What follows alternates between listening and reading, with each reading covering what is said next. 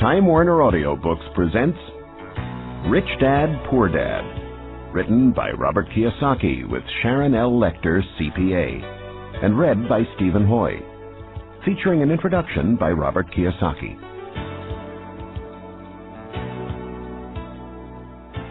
I had two fathers, a rich one and a poor one. One was highly educated and intelligent. He had a PhD and completed 4 years of undergraduate work in less than 2 years. The other father never finished the 8th grade. Both of them were successful in their careers, working hard all their lives. Both earned substantial incomes, yet one struggled financially all his life. The other would become one of the richest men in Hawaii. One died leaving tens of millions of dollars to his family, charities, and his church. The other left bills to be paid. Both men were strong, charismatic, and influential. Both men offered me advice, but they did not advise the same things. Both men believed strongly in education, but did not recommend the same course of study. If I had had only one dad, I would have had to accept or reject his advice. Having two dads advising me offered me the choice of contrasting points of view, one of a rich man and one of a poor man. Instead of simply accepting or rejecting one or the other, I found myself thinking more, comparing, and then choosing for myself. The problem was, the rich man was not rich yet, and the poor man not yet poor. Both were just starting out on their careers, and both were struggling with money and families. But they had very different points of view about the subject of money. For example, one dad would say, "The love of money is the root of all evil." The other, "The lack of money is the root of all evil." As a young boy, having two strong fathers, both influencing me, was difficult. I wanted to be a good son and listen, but the two fathers did not say the same things. The contrast in their points of view, particularly where money was concerned, was so extreme that I grew curious and intrigued. I began to start thinking for long periods of time about what each was saying. Much of my private time was spent reflecting, asking myself questions such as, "Why does he say that?" And then asking the same question of the other dad's statement. It would have been much easier to simply say, "Yeah, he's right, I agree with that," or to simply reject the point of view by saying, "The old man doesn't know what he's talking about." Instead, having two dads whom I love forced me to think and ultimately choose a way of thinking for myself. As a process, choosing to think for myself turned out to be much more valuable in the long run, rather than simply accepting or rejecting a single point of view. One of the reasons the rich get richer, the poor get poorer, and the middle class struggles in debt is because the subject of money is taught at home, not in school. Most of us learn about money from our parents. So what can a poor parent tell their child about money? They simply say, "Stay in school and study hard."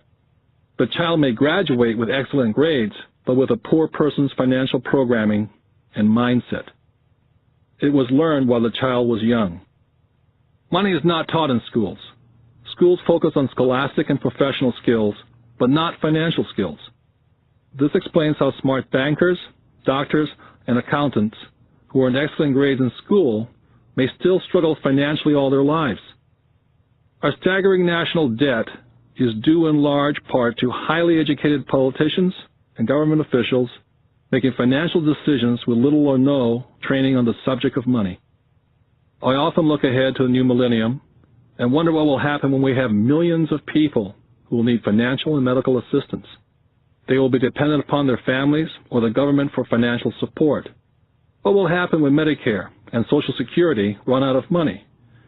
How will a nation survive if teaching children about money continues to be left to parents, most of whom will be, or already are, poor? Because I had two influential fathers, I learned from both of them. I had to think about each dad's advice, and in doing so, I gained valuable insight into the power and effect of one's thoughts on one's life. For example, one dad had a habit of saying, "I can't afford it." The other dad forbade those words to be used. He insisted I say, "How can I afford it?" One is a statement, and the other is a question. One lets you off the hook, and the other forces you to think. My soon-to-be-rich dad would explain that by automatically saying the words, "I can't afford it," your brain stops working. By asking the question, "How can I afford it?" your brain is put to work. He did not mean buy everything you wanted. He was fanatical about exercising your mind, the most powerful computer in the world. My brain gets stronger every day because I exercise it. The stronger it gets, the more money I can make. He believed that automatically saying, "I can't afford it," was a sign of mental laziness. Although both dads worked hard, I noticed that one dad had a habit of putting his brain to sleep when it came to money matters, and the other had a habit of exercising his brain. The long-term result was that one dad grew stronger financially and the other grew weaker. It is not much different from a person who goes to the gym to exercise on a regular basis versus someone who sits on the couch watching television.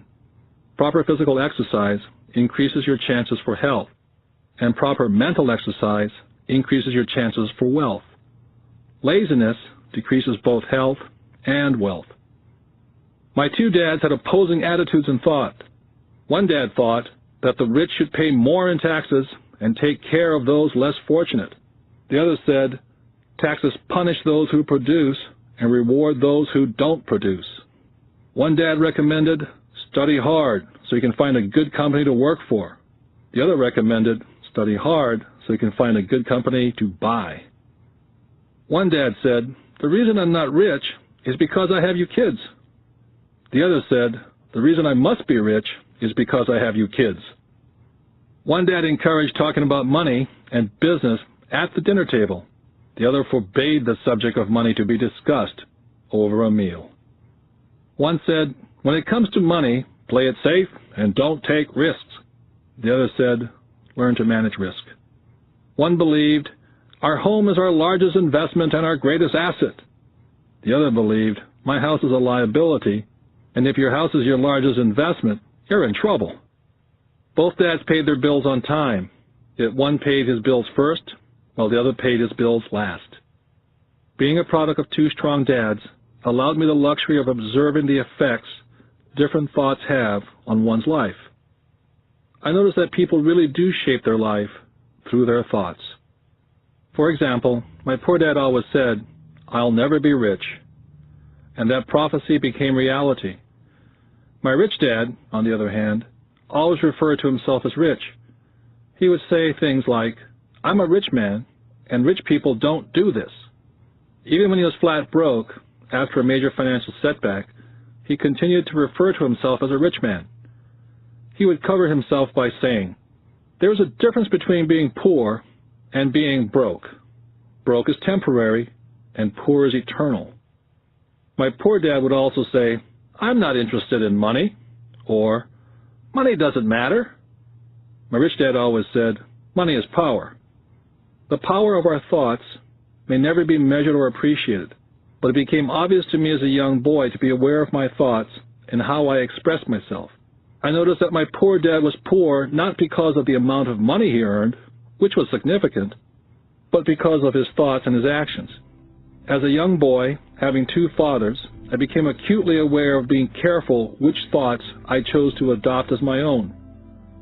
Whom should I listen to, my rich dad or my poor dad? Although both men had tremendous respect for education and learning, they disagreed in what they thought was important to learn.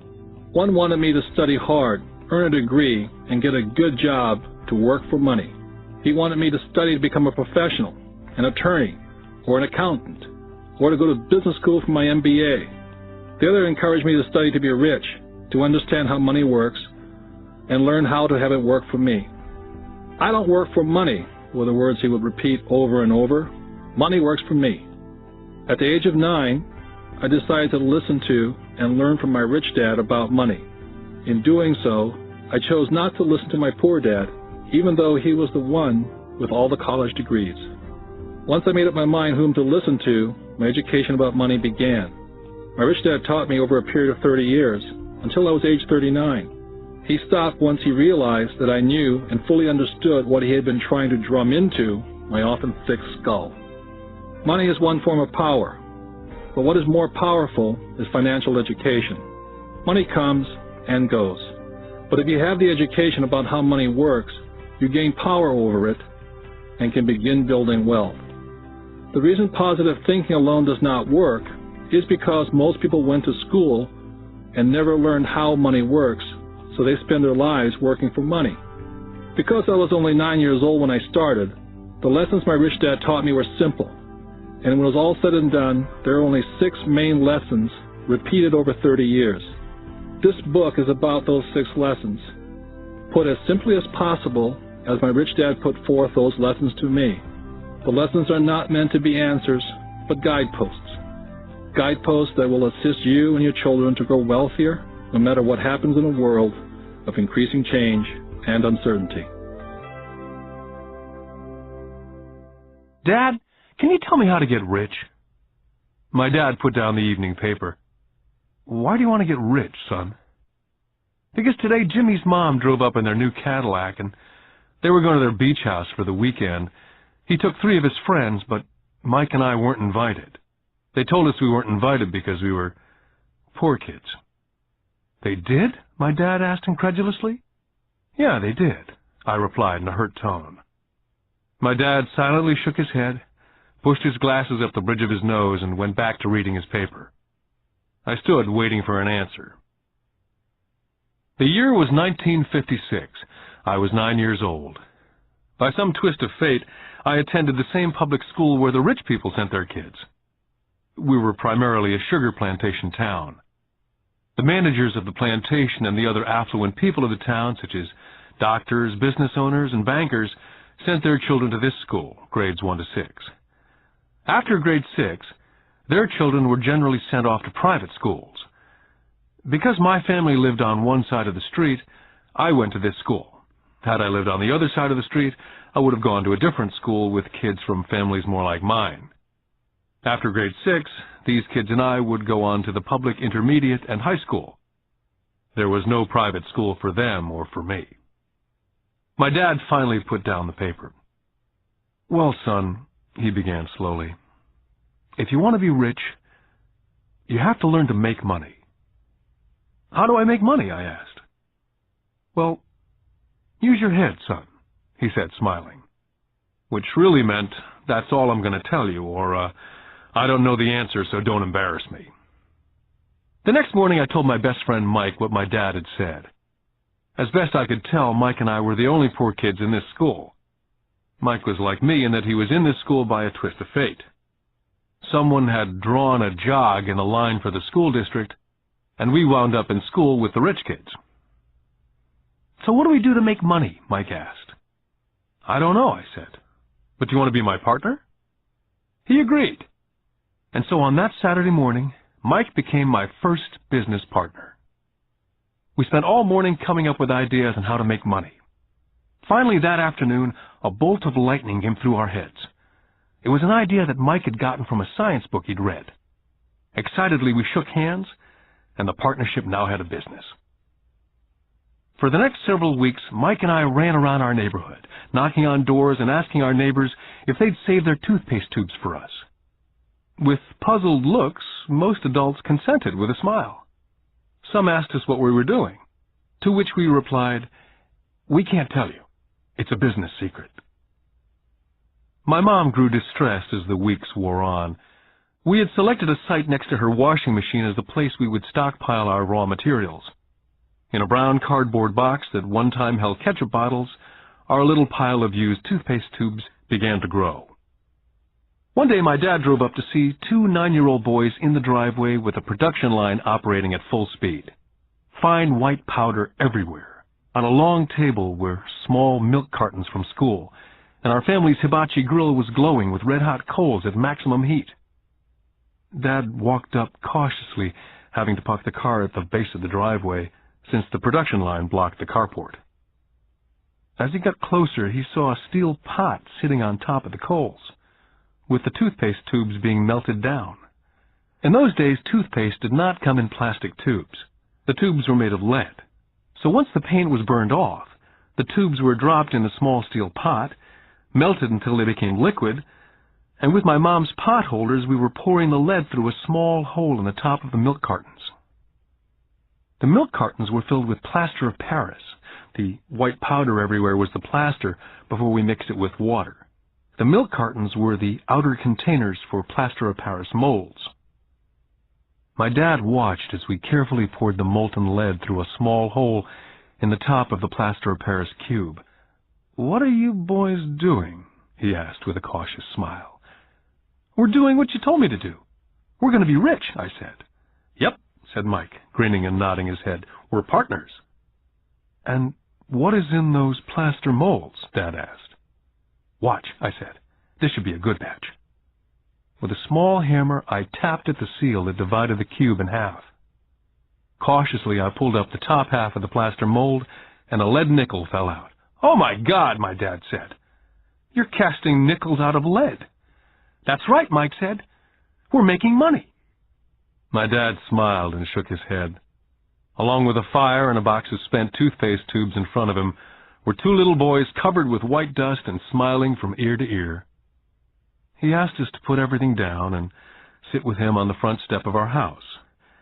With a smile, he gently explained what the word counterfeiting meant. Our dreams were dashed. "You mean this is illegal?" asked Mike.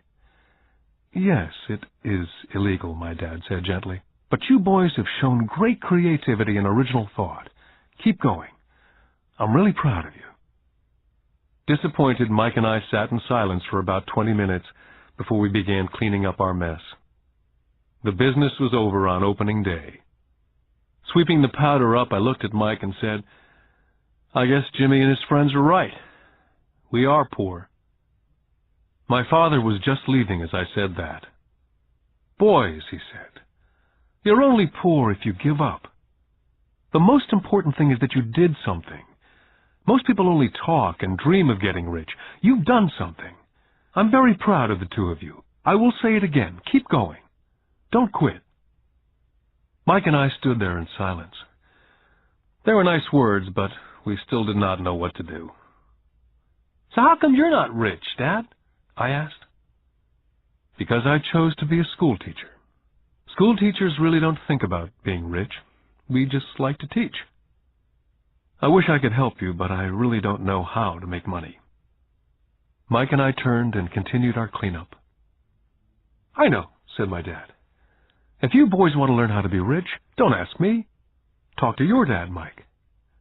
"My dad?" asked Mike with a scrunched-up face. "Yeah, your dad," repeated my dad with a smile. "Your dad and I have the same banker, and he raves about your father.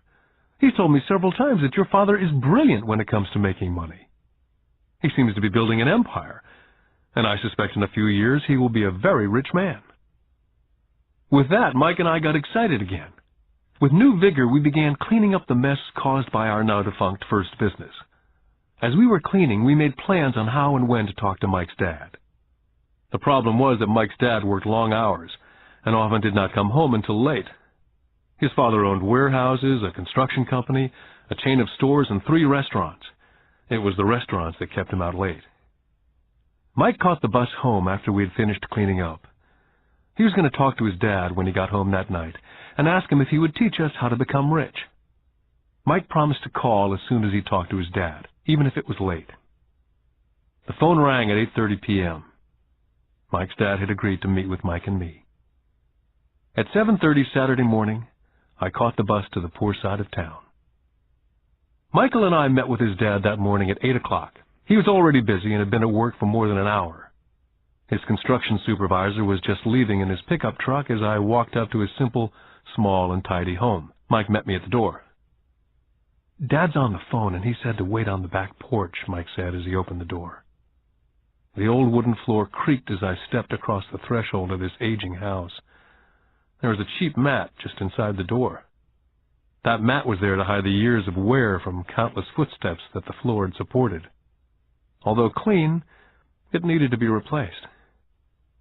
I felt claustrophobic as I entered the narrow living room, which was filled with old, musty, overstuffed furniture that today would be collector's items. Sitting on the couch were 2 women, a little older than my mom. Across from the women sat a man in workman's clothes. They smiled as Mike and I walked past them, heading for the kitchen, which led to the porch that overlooked the backyard. I smiled back shyly. "Who are those people?" I asked. Oh, they work for my dad. The older man runs his warehouses, and the women are the managers of the restaurants. And you saw the construction supervisor who's working on a road project about 50 miles from here. His other supervisor, who's building a tract of houses, had already left before you got here. Does this go on all the time, I asked. Not always, but quite often, said Mike, smiling as he pulled up a chair to sit down next to me. I asked him if he'd teach us to make money, Mike said. Oh? And what did he say to that? I asked with cautious curiosity. Well, he had a funny look on his face at first, and then he said he would make us an offer. Oh, I said, rocking my chair back against the wall. I sat there perched on two rear legs of the chair. Mike did the same thing. Suddenly, Mike's dad burst through the rickety screen door and onto the porch. Mike and I jumped to our feet, not out of respect, but because we were startled. Ready, boys? Mike's dad asked, as he pulled up a chair to sit down with us. We nodded our heads as we pulled our chairs away from the wall to sit in front of him. He was a big man, about 6 feet tall and 200 pounds. Mike says that you want to learn how to make money. Is that correct, Robert? I nodded my head quickly, but with a little intimidation. He had a lot of power behind his words and smile. Okay, here's my offer.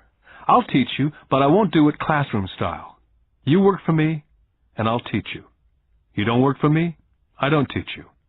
I can teach you faster if you work, and I'm wasting my time if you just want to sit and listen like you do in school. That's my offer. Take it or leave it. May I ask a question first, I asked. Nope, take it or leave it. I've got too much work to do to waste my time. If you can't make up your mind decisively, then you'll never learn to make money anyway. Take it, I said. Take it, said Mike. Good, said Mike's dad. Mrs. Martin will be by in 10 minutes. After I'm through with her, you ride with her to my superette, and you can begin working.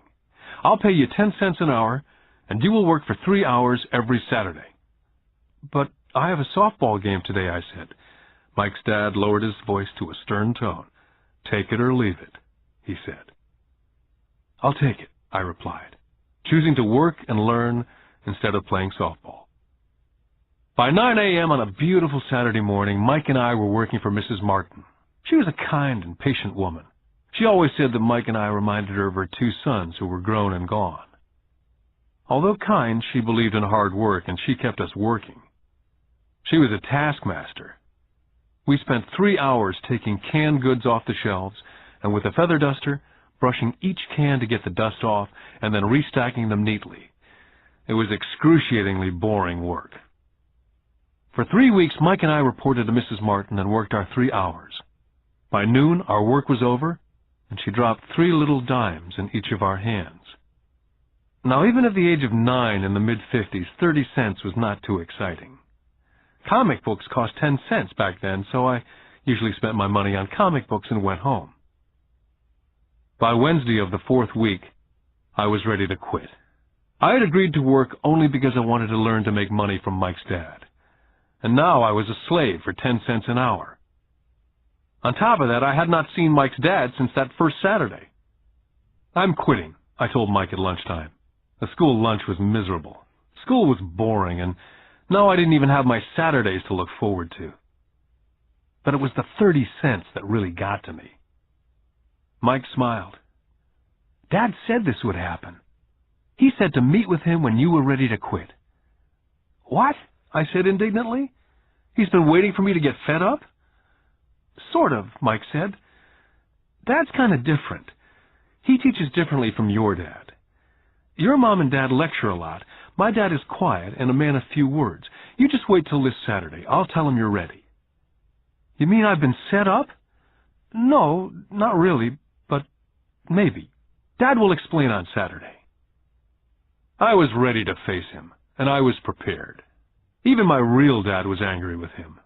My real dad, the one I call the poor one, thought that my rich dad was violating child labor laws and should be investigated. My educated dad told me to demand what I deserve, at least 25 cents an hour. My poor dad told me that if I didn't get a raise, I was to quit immediately. At 8 o'clock Saturday morning, I was going through the same rickety door of Mike's house. Take a seat and wait in line, Mike's dad said as I entered. He turned and disappeared into his little office next to a bedroom. I looked around the room and didn't see Mike anywhere. Feeling awkward, I cautiously sat down next to the same two women who were there 4 weeks earlier. They smiled and slid across the couch to make room for me. 45 minutes went by, and I was steaming. The two women had met with him and left 30 minutes earlier. An older gentleman was in there for 20 minutes and was also gone.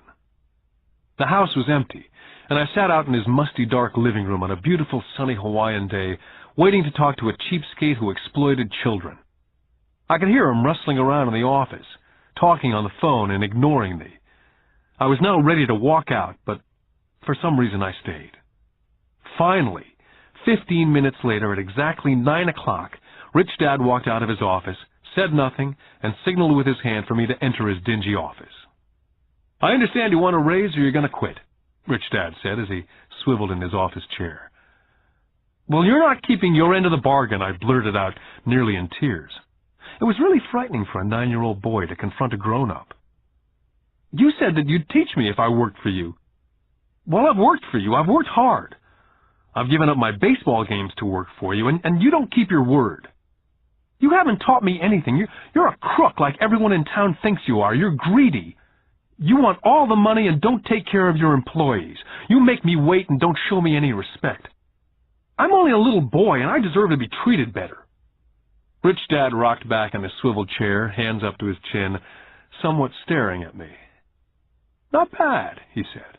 "In less than a month, you sound like most of my employees." "What?" I asked. Not understanding what he was saying, I continued with my grievance. "I thought you were going to keep up your end of the bargain and teach me.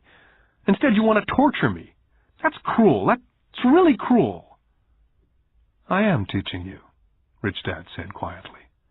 "What have you taught me?" "Nothing," I said angrily. "You haven't even talked to me once since I agreed to work for peanuts. 10 cents an hour, huh?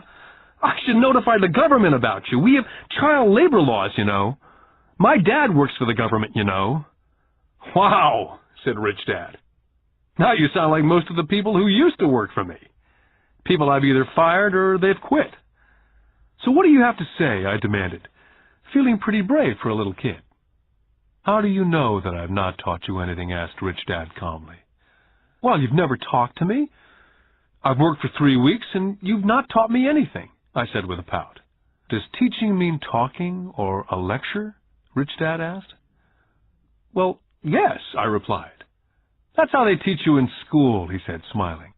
"But that is not how life teaches you. And I would say that life is the best teacher of all. Most of the time, life does not talk to you, just sort of pushes you around. Each push is life saying, 'Wake up. There's something I want you to learn.'" I had no idea what he was talking about. Life pushes all of us around. Some give up, others fight. A few learn the lesson and move on. They welcome life pushing them around. To these few people, it means they need and want to learn something. They learn and move on. Most quit, and a few, like you, fight. Rich Dad stood and shut the creaky old wooden window that needed repair. "If you learn this lesson, you will grow into a wise, wealthy, and happy young man. If you don't, you will spend your life blaming a job, low pay, or your boss for your problems. You'll live life hoping for that big break that'll solve all your money problems." Rich Dad looked over to me to see if I was still listening. His eyes met mine. We stared at each other, streams of communication going between us through our eyes. Finally, I pulled away once I had absorbed his last message. I knew he was right. I was blaming him, and I did ask to learn. I was fighting. Rich Dad continued, "Or if you're the kind of person who has no guts, you just give up every time life pushes you. If you're that kind of person, you'll live all your life playing it safe, doing the right things, saving yourself for some event that never happens. Then you die a boring old man. You'll have lots of friends who'll really like you because you were such a nice, hard-working guy. You spent a life playing it safe, doing the right things. But the truth is, you let life push you into submission. Deep down, you were terrified of taking risks. You really wanted to win, but the fear of losing was greater than the excitement of winning. Deep inside, you and only you will know that you didn't go for it. You chose to play it safe." Our eyes met again. For 10 seconds, we looked at each other, only pulling away once the message was received. "You've been pushing me around?" I asked. "Some people might say that," smiled Rich Dad. "I would say that I just gave you a taste of life." "What taste of life?" I asked, still angry but not curious. "You boys are the first people that have ever asked me to teach them how to make money. I have more than 150 employees, and not one of them has asked me what I know about money. They ask me for a job and a paycheck, but never to teach them about money. So most will spend the best years of their lives working for money, not really understanding what it is they're working for." I sat there listening intently. "So when Mike told me about you wanting to learn how to make money, I decided to design a course that was close to real life. I could talk till I was blue in the face, but you wouldn't hear a thing. So I decided to let life push you around a bit so you could hear me. That's why I only paid you 10 cents. "So what is the lesson I learned from working for only 10 cents an hour?" I asked. "That you're cheap and exploit your workers?" Rich Dad laughed heartily. "You'd best change your point of view. Stop blaming me, thinking I'm the problem. If you think I'm the problem, then you have to change me. If you realize that you're the problem, then you can change yourself, learn something, and grow wiser." "But you only pay me 10 cents. "So what are you learning?" Rich Dad asked, smiling. "That you're cheap," I said with a sly grin. "See, you think I'm the problem," said Rich Dad. "But you are. Well, keep that attitude and you learn nothing. Keep the attitude that I'm the problem, and what choices do you have?" "Well, if you don't pay me more or show me more respect and teach me, I'll quit." "Well put," Rich Dad said. And that's exactly what most people do. They quit and go looking for another job, better opportunity, and higher pay, actually thinking that a new job or more pay will solve the problem. In most cases, it won't. "So what will solve the problem?" I asked. "Just take this measly 10 cents an hour and smile?" Rich Dad smiled. "That's what the other people do. Just accept a paycheck, knowing that they and their family will struggle financially. But that's all they do. Waiting for a raise, thinking that more money will solve the problem. Most just accept it, and some take a second job working harder, but again accepting a small paycheck." I sat staring at the floor, beginning to understand the lesson Rich Dad was presenting. I could sense it was a taste of life. Finally, I looked up and repeated the question. "So what will solve the problem?" "This," he said, tapping me gently on the head. "This stuff between your ears." It was at that moment that Rich Dad shared the pivotal point of view that separated him from his employees and my poor dad, and led him to eventually become one of the richest men in Hawaii, while my highly educated but poor dad struggled financially all his life. It was a singular point of view that made all the difference over a lifetime. Rich Dad said over and over this point of view, which I call lesson number 1. The rich don't work for money. On that bright Saturday morning, I was learning a completely different point of view from what I'd been taught by my poor dad. At the age of 9, I grew aware that both dads wanted me to learn. Both dads encouraged me to study, but not the same things. My highly educated dad recommended that I do what he did. "Son, I want you to study hard, get good grades, so you can find a safe, secure job with a big company, and make sure it has excellent benefits." My rich dad wanted me to learn how money works, so I could make it work for me. These lessons I would learn through life with his guidance, not because of a classroom. My rich dad continued my first lesson. "I'm glad you get angry about working for 10 cents an hour. If you'd not gotten angry, and had gladly accepted it, I would have to tell you that I could not teach you. You see, true learning takes energy, passion, a burning desire. Anger is a big part of that formula, for passion is anger and love combined. When it comes to money, most people want to play it safe and feel secure, so passion does not direct them, fear does." "So is that why they'll take a job with low pay?" I asked. "Yes," said Rich Dad. "Some people say I exploit people because they don't pay as much as the sugar plantation or the government. I say people exploit themselves.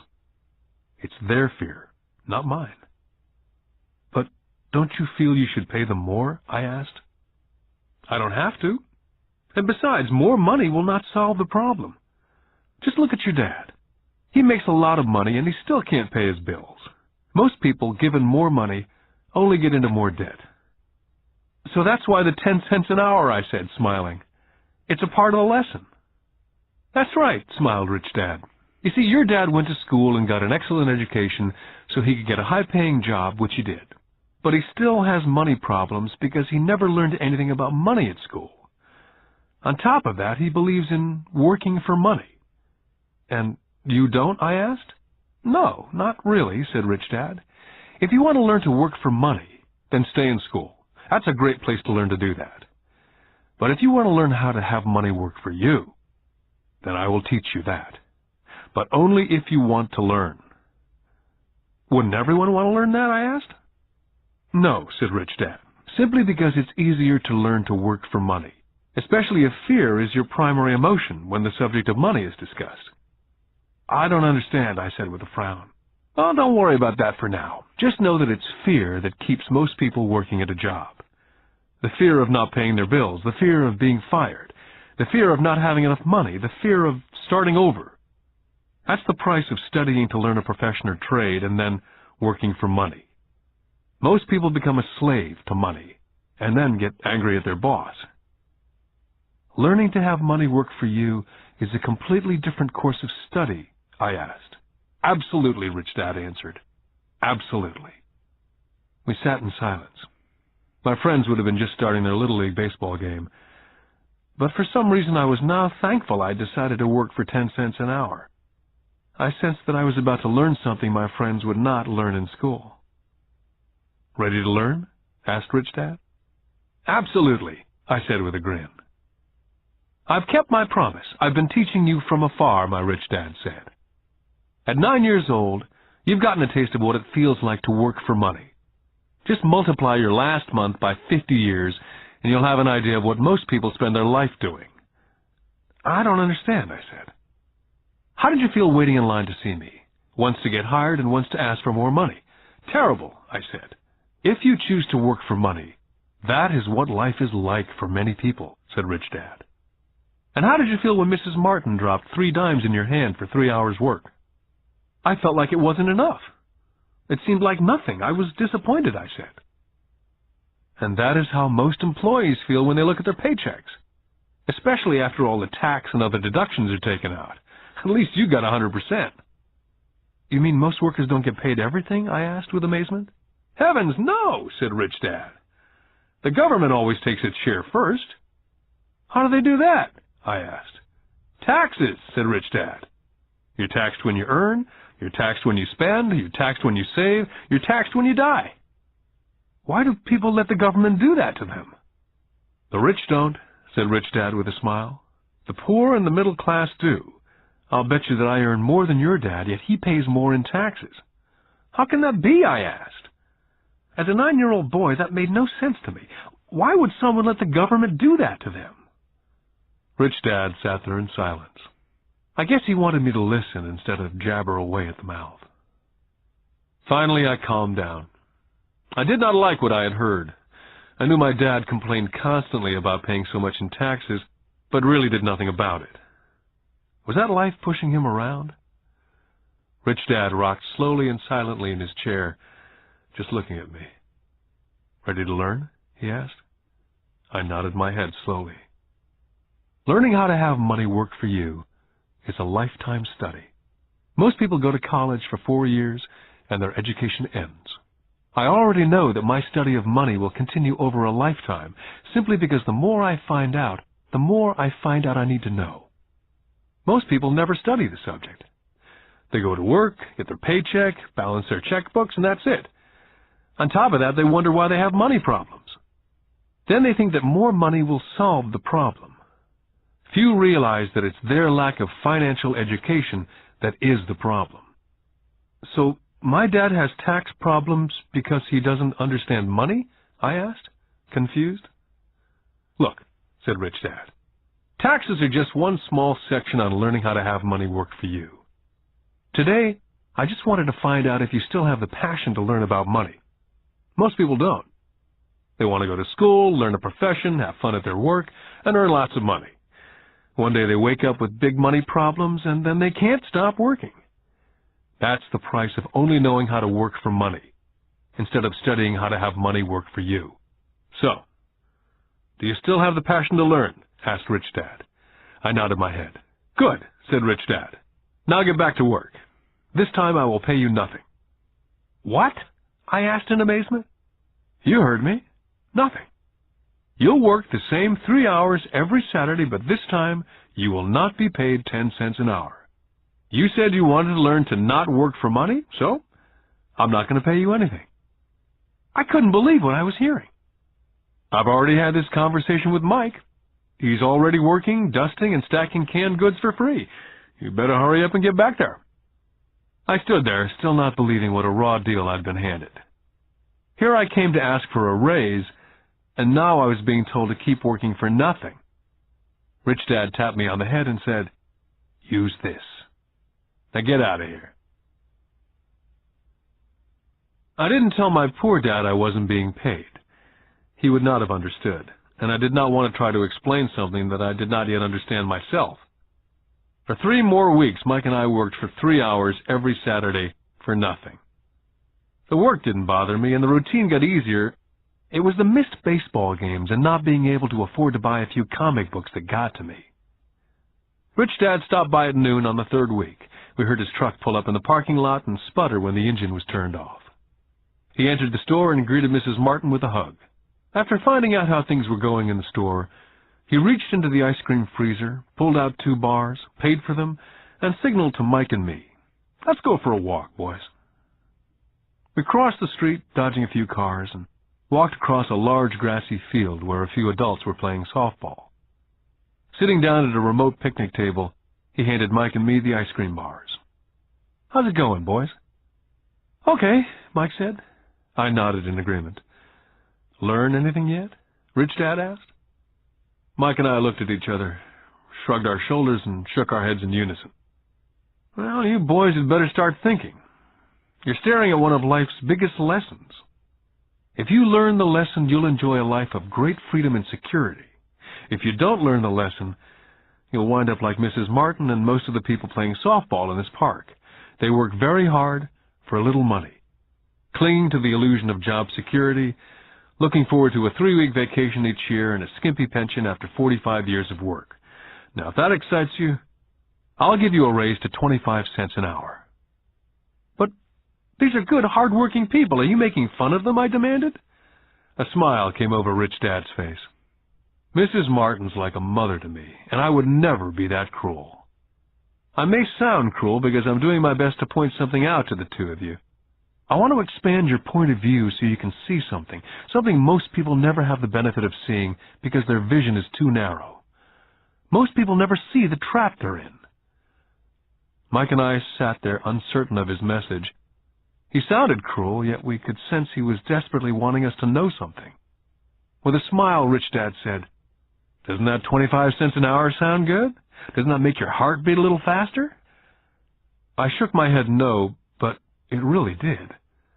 25 cents an hour would be big bucks to me. "Okay, I'll pay you $1 an hour," Rich Dad said with a sly grin.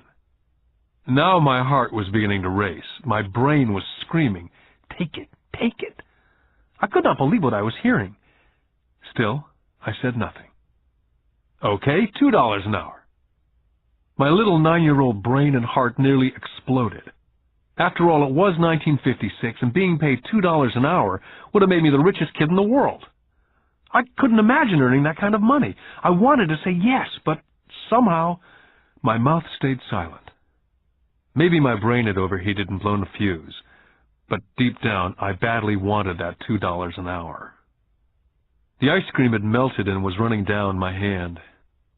Rich Dad was looking at 2 boys staring back at him, eyes wide open and brains empty. He knew that he was testing us, and he knew there was part of our emotions that wanted to take the deal. "Okay," he said, $5 an hour. Suddenly there was a silence from inside me. Something had changed. The offer was too big, and had gotten ridiculous. Not too many grown-ups in 1956 made more than $5 an hour. The temptation disappeared and a calm set in. Slowly I turned to my left to look at Mike. He looked back at me. The part of my soul that was weak and needy was silenced. The part of me that had no price took over. There was a calm and a certainty about money that entered my brain and my soul. I knew Mike had gotten to that point also. "Good," Rich Dad said softly. "Most people have a price. And they have a price because of human emotions named fear and greed. First, the fear of being without money motivates us to work hard. And then once we get that paycheck, greed or desire starts us thinking about all the wonderful things money can buy. The pattern is then set." "What pattern?" I asked. "The pattern of get up, go to work, pay bills, get up, go to work, pay bills. Their lives are then run forever by two emotions, fear and greed. Offer them more money, and they continue the cycle by also increasing their spending. This is what I call the rat race." "There is another way?" Mike asked. "Yes," said Rich Dad slowly, "but only a few people find it." "And what is that way?" Mike asked. "That's what I hope you boys will find out as you work and study with me. That is why I took away all forms of pay." "Any hints?" Mike asked. "We're kind of tired of working hard, especially for nothing." "Well, the first step is telling the truth," said Rich Dad. "We haven't been lying," I said. "I did not say you were lying. I said to tell the truth," Rich Dad came back. "The truth about what?" I asked. "How you're feeling," Rich Dad said. "You don't have to say it to anyone else, just yourself." "You mean the people in this park, the people who work for you, Mrs. Martin, they don't do that?" I asked. "I doubt it," Rich Dad said. "Instead, they feel the fear of not having money. Instead of confronting the fear, they react instead of think. They react emotionally instead of using their heads," Rich Dad said, tapping us on our heads. "Then they get a few bucks in their hands, and again the emotion of joy and desire and greed take over. And again they react instead of think." "So their emotions do their thinking," Mike said. "That's correct," said Rich Dad. "Money is running their lives, and they refuse to tell the truth about that. Money is in control of their emotions, and hence their souls." Rich Dad sat quietly, letting his words sink in. Realizing we had absorbed as much as possible of what he was talking about, Rich Dad said, "I want you boys to avoid that trap. That is really what I want to teach you. Not just to be rich, because being rich does not solve the problem." "It doesn't?" I asked, surprised. "No, it doesn't. Let me finish with the other emotion, which is desire. Some call it greed, but I prefer desire. It's perfectly normal to desire something better, prettier, more fun or exciting. So people also work for money because of desire. They desire money for the joy they think it can buy. But the joy that money brings is often short-lived, and they soon need more money for more joy, more pleasure, more comfort, more security.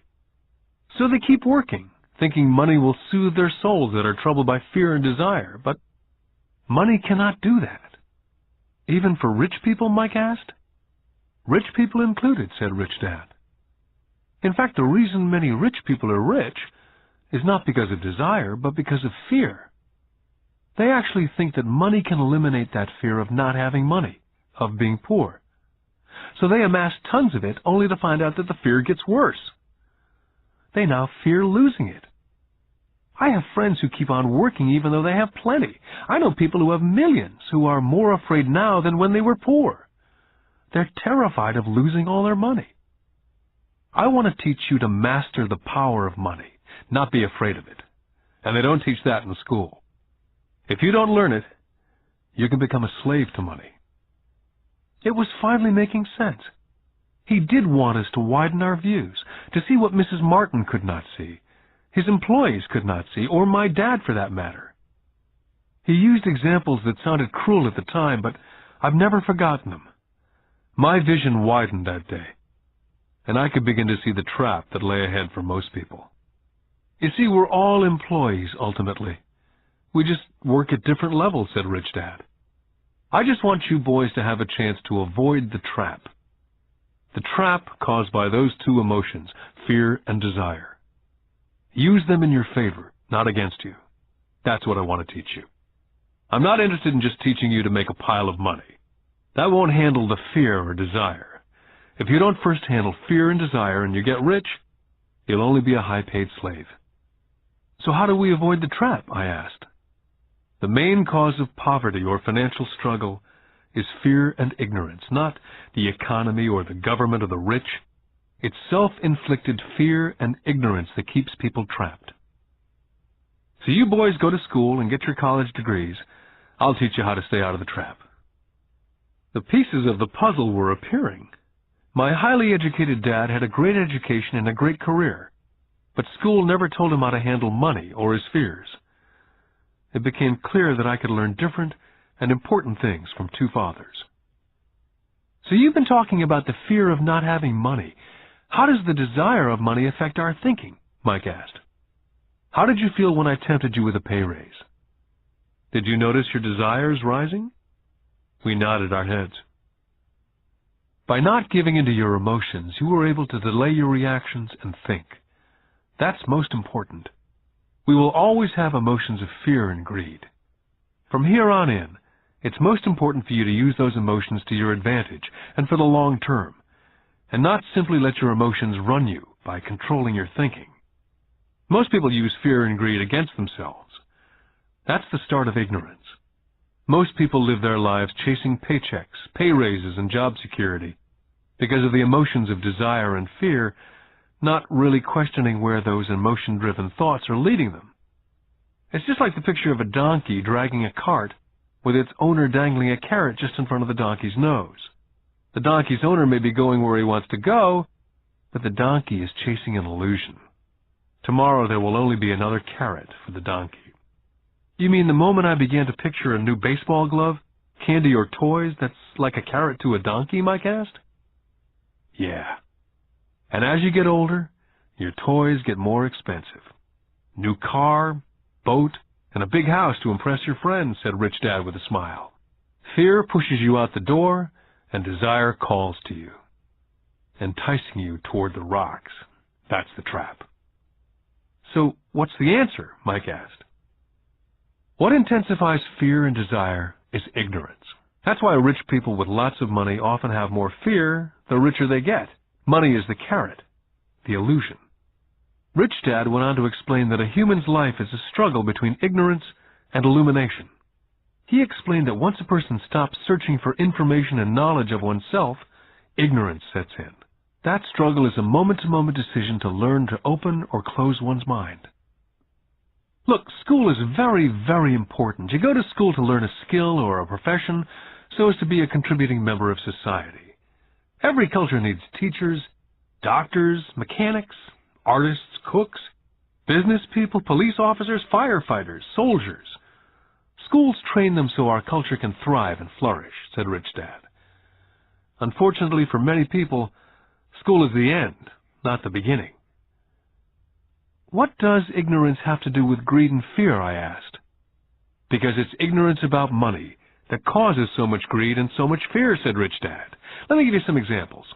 A doctor wanting more money to better provide for his family raises his fees. By raising his fees, it makes healthcare more expensive for everyone. Now, it hurts the poor people the most, so poor people have worse health than those with money.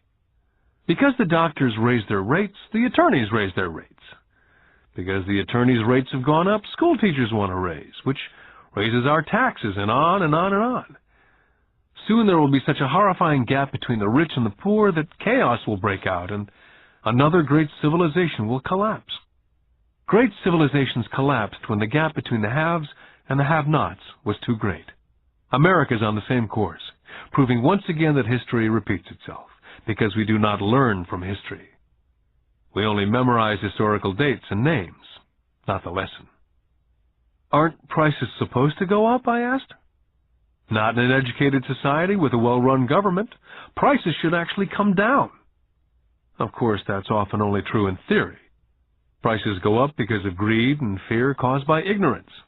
If schools taught people about money, there would be more money and lower prices. But schools only focus on teaching people to work for money, not how to harness money's power. But don't we have business schools, Mike asked? Aren't you encouraging me to go to business school for my master's degree? Yes, said Rich Dad. But all too often business schools train employees who are sophisticated bean counters. Heaven forbid a bean counter takes over a business. All they do is look at the numbers, fire people, and kill the business. I know because I hire bean counters. All they think about is cutting costs and raising prices, which causes more problems. Bean counting is important. I wish more people knew it, but it too is not the whole picture, added Rich Dad angrily. So is there an answer? Asked Mike. Yes, said Rich Dad. Learn to use your emotions to think, not think with your emotions. When you boys mastered your emotions, first by agreeing to work for free, I knew there was hope.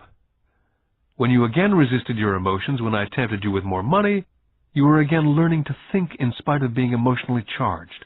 That's the first step. Can you tell the difference between emotions thinking and the head thinking? Mike asked. Oh, yes, I hear it all the time, said Rich Dad. I hear things like, well, everyone has to work, or the rich are crooks, or I'll get another job, I deserve this raise. You can't push me around, or I like this job because it's secure. Instead of, is there something I'm missing here? Which breaks the emotional thought and gives you time to think clearly. I must admit it was a great lesson to be getting, to know when someone was speaking out of emotions or out of clear thought. It was a lesson that served me well for life, especially when I was the one speaking out of reaction and not from clear thought. As we headed back to the store, Rich Dad explained that the rich really did make money. They did not work for it. He went on to explain that when Mike and I were casting 5-cent pieces out of lead, thinking we were making money, we were very close to thinking the way rich people think. The problem was that it was illegal for us to do it. Rich Dad went on to explain that the rich know that money is an illusion, truly like the carrot for the donkey. It's only out of fear and greed that the illusion of money is held together by billions of people thinking that money is real. Money is really made up. It was only because of the illusion of confidence and the ignorance of the masses that the house of cards stood standing. In fact, he said, in many ways the donkey's carrot was more valuable than money. As he climbed into his pickup truck outside of his little convenience store, he said, "Keep working, boys. But the sooner you forget about needing a paycheck, the easier your adult life will be. Keep using your brain. Work for free. And soon your mind will show you ways of making money far beyond what I could ever pay you. You'll begin to see opportunities right in front of you that in the past would have gone unnoticed." Mike and I picked up our things from the store and waved goodbye to Mrs. Martin. We went back to the park, to the same picnic bench, and spent several more hours thinking and talking. We spent the next week at school thinking and talking. For 2 more weeks, we kept thinking and talking and working for free. At the end of the second Saturday, I was again saying goodbye to Mrs. Martin and looking at the comic book stand with a longing gaze. The hard thing about not even getting 30 cents every Saturday was that I didn't have any money to buy comic books.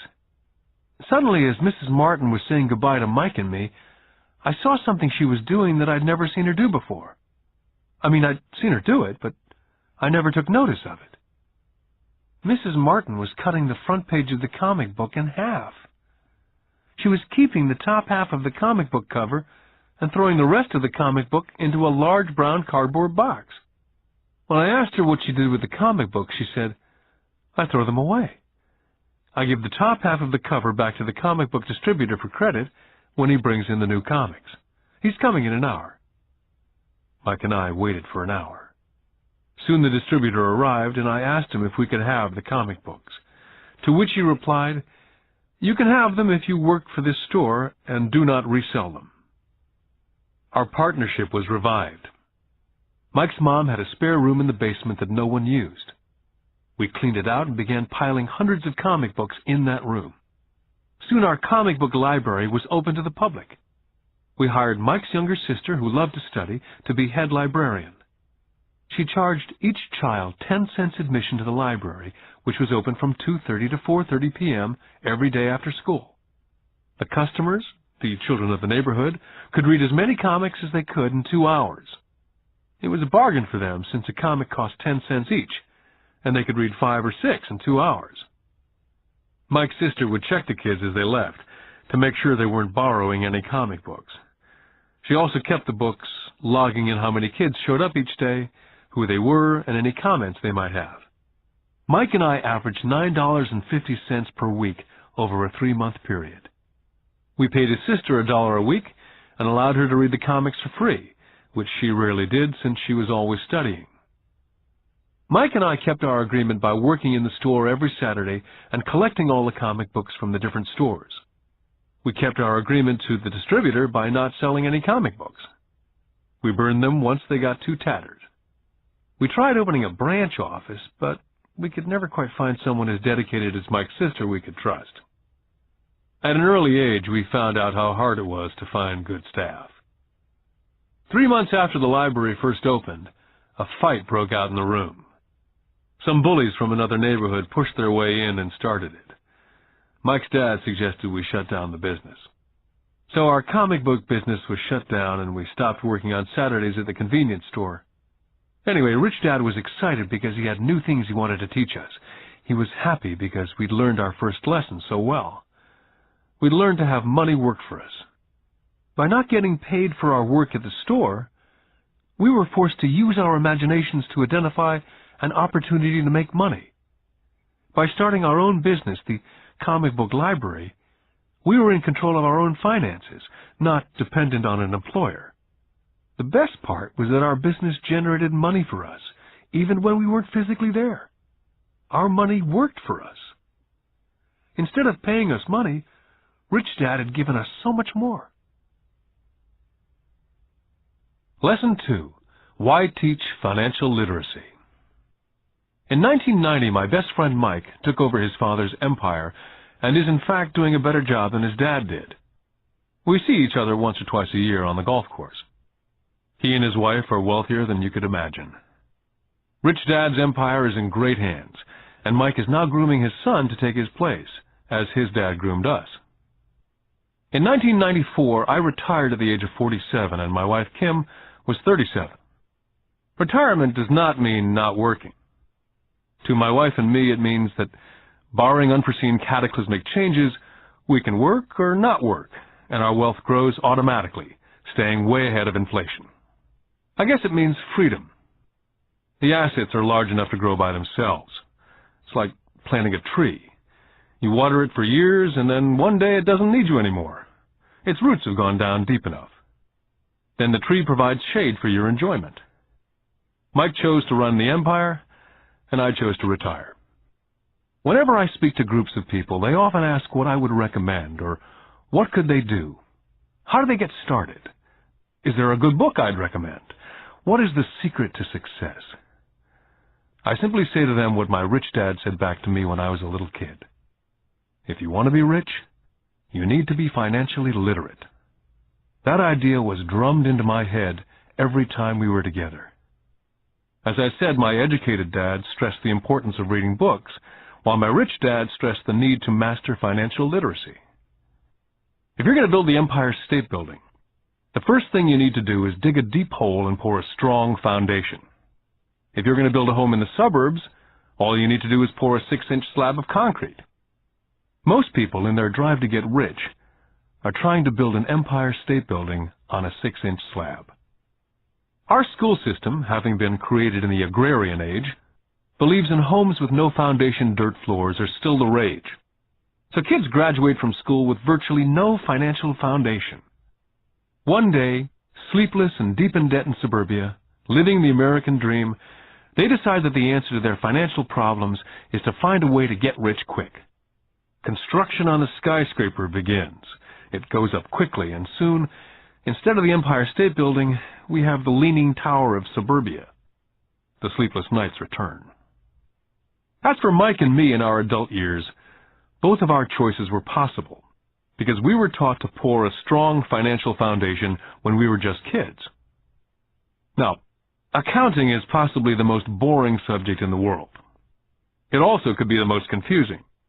But if you want to be rich, long term, it could be the most important subject. The question is, how do you take a boring and confusing subject and teach it to kids? The answer is, make it simple. My rich dad poured a strong financial foundation for Mike and me. Since we were just kids, he created a simple way to teach us. For years, he only drew pictures and used words. Mike and I understood the simple drawings, the jargon, the movement of money. And then in later years, Rich Dad began adding numbers.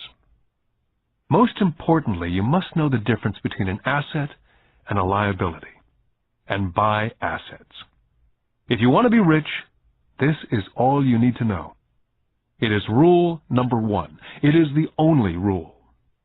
This may sound absurdly simple, but most people have no idea how profound this rule is. Most people struggle financially because they do not know the difference between an asset and a liability. Rich people acquire assets. The poor and middle class acquire liabilities, but they think they are assets. When Rich Dad explained this to Mike and me, we thought he was kidding. Here we were nearly teenagers and waiting for the secret to get rich, and this was his answer. It was so simple that we had to stop for a long time to think about it. If it's that simple, how come everyone's not rich? I asked. Rich Dad smiled, because people do not know the difference between an asset and a liability. I remember asking, how can adults be so silly? If it's that simple, if it's that important, why would everyone not want to find out? It took our Rich Dad only a few minutes to explain what assets and liabilities were. To teach preteen boys, Rich Dad kept everything simple, using as many pictures as possible, as few words as possible, and no numbers for years. My Rich Dad simply drew a vertical box with a line through the middle. The top half was for income, and the bottom half was for expenses. Then beneath that box, he drew another box horizontally, which he divided into a left half for assets and a right half for liabilities. The income statement, often called a profit and loss statement, measures income and expenses, money in or money out. The second set of boxes is the balance sheet. It's called that because it's supposed to balance assets against liabilities. That relationship is vital to understand.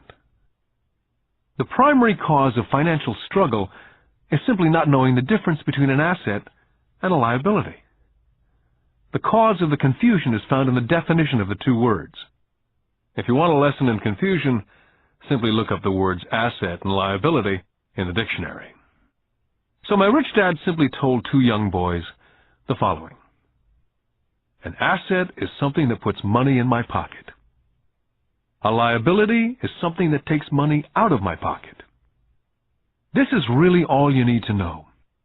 If you want to be rich, simply spend your life buying assets.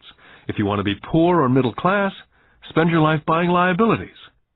It's not knowing the difference that causes most of the financial struggle in the real world. My Rich Dad then drew 3 arrows on his diagram. He explained, the arrow represents the flow of cash, or cash flow.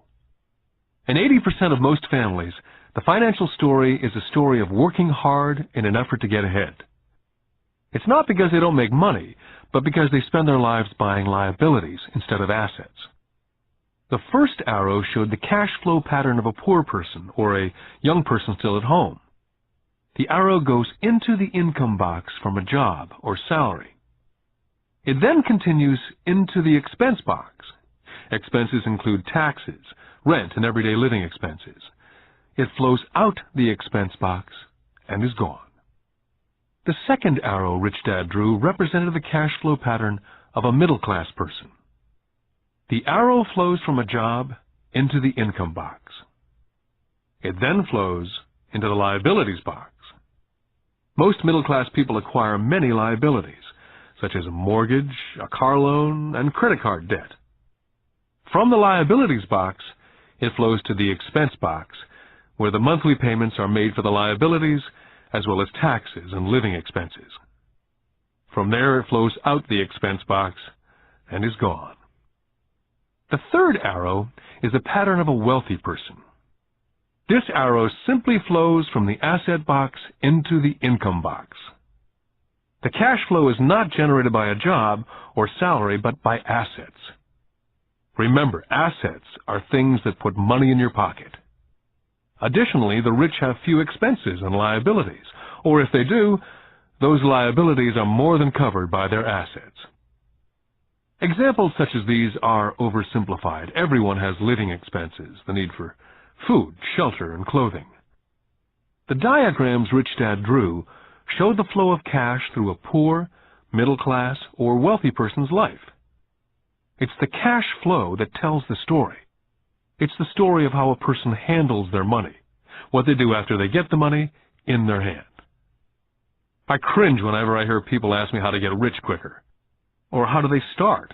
I often hear, I'm in debt, so I need to make more money. But more money will often not solve the problem. In fact, it may actually accelerate the problem. Money often makes obvious our tragic human flaws. Money often puts a spotlight on what we do not know. That's why, all too often, a person who comes into a sudden windfall of cash, let's say an inheritance, a pay raise, or lottery winnings, soon returns to the same financial mess, if not worse than the mess they were in before they received the money. Money only accentuates the cash flow pattern running in your head. If your pattern is to spend everything you get, most likely an increase in cash will just result in an increase in spending. Thus the saying, a fool and his money is one big party.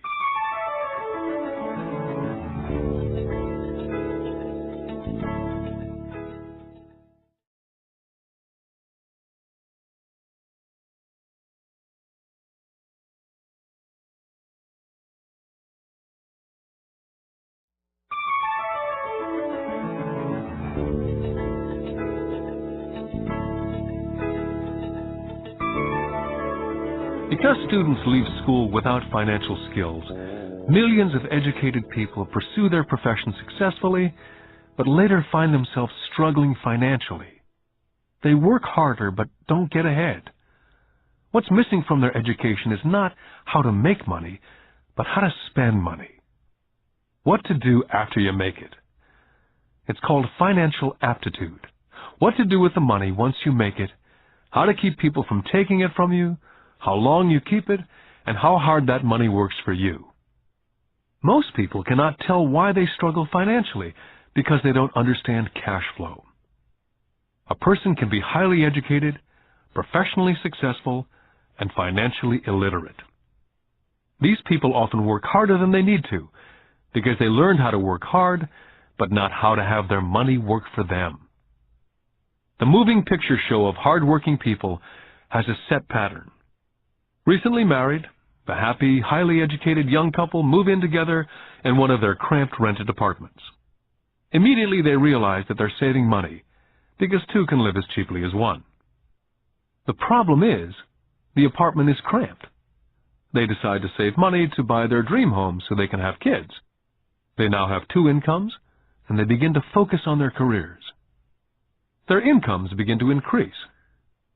As their incomes go up, their expenses go up as well, so there is little or no money to flow into the asset box. This means the only income they get comes from their jobs. The number one expense for most people is taxes. Many people think it's income tax, but for most Americans, their highest tax is Social Security. As an employee, it appears as if the Social Security tax, combined with the Medicare tax rate, is roughly 7.5%. But it's really 15%, since the employer must match the Social Security amount. In essence, it is money the employer cannot pay you. On top of that, you still have to pay income tax on the amount deducted from your wages for Social Security tax.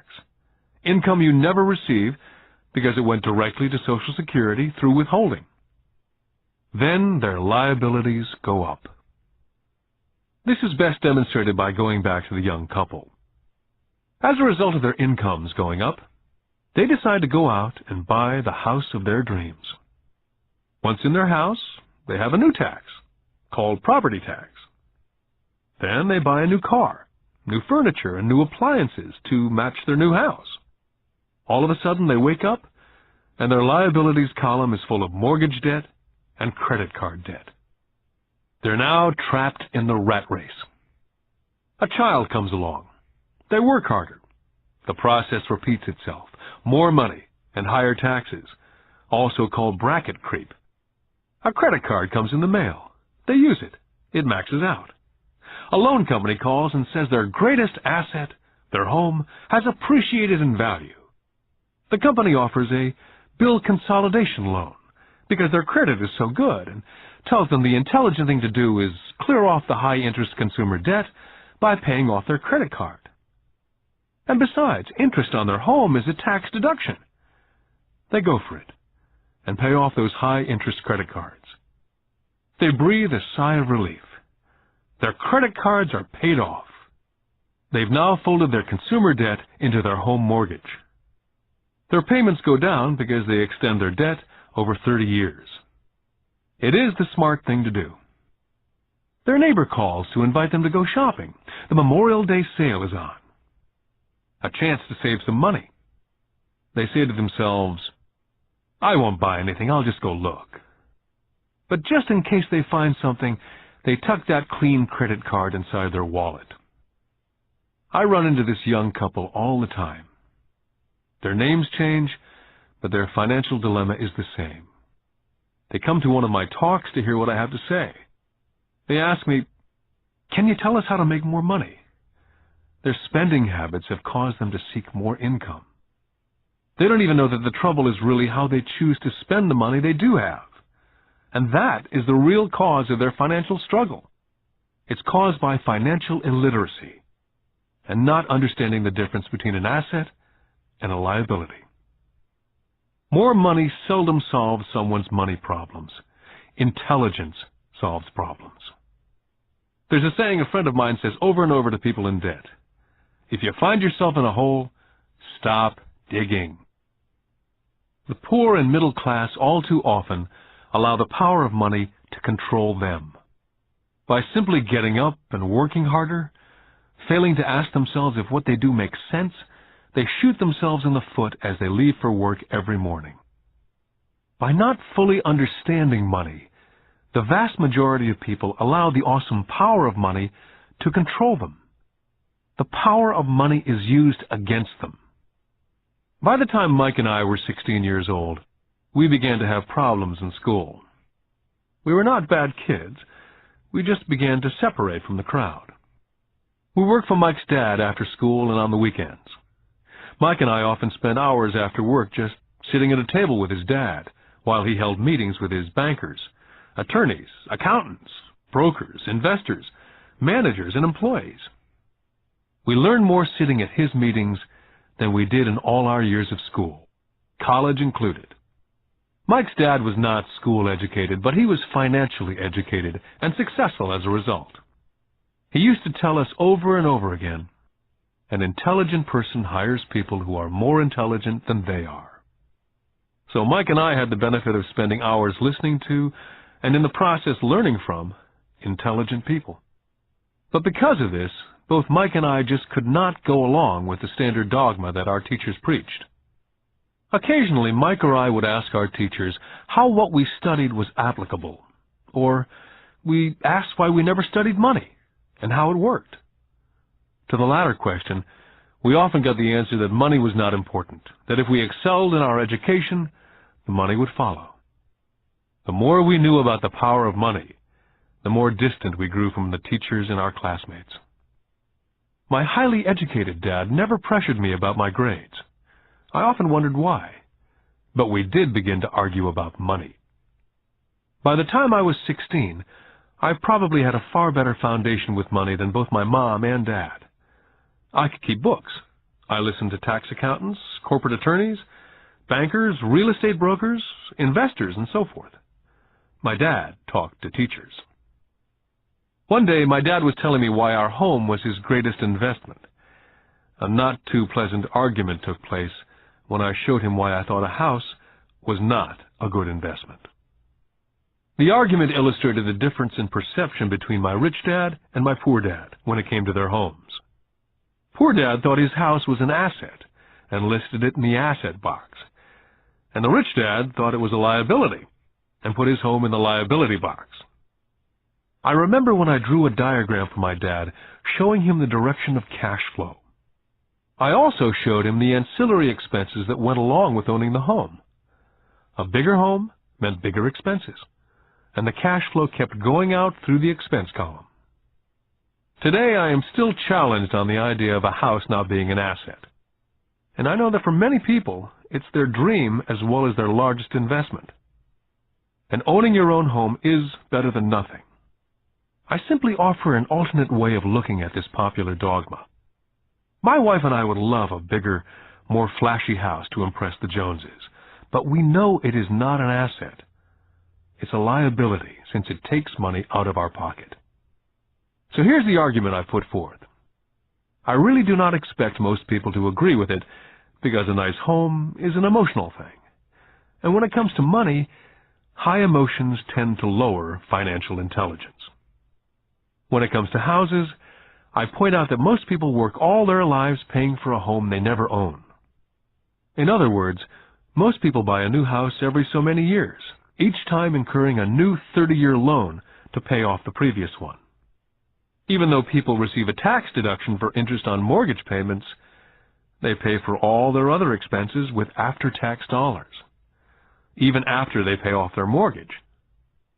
Then there are property taxes. My wife's parents were shocked when the property taxes on their home went to $1,000 a month. This was after they'd retired, so the increase put a strain on their retirement budget, and they felt forced to move. Also, houses do not always go up in value. I still had friends who owe $1 million for a home that will today sell for only $700,000. Finally, the greatest losses of all are those from missed opportunities.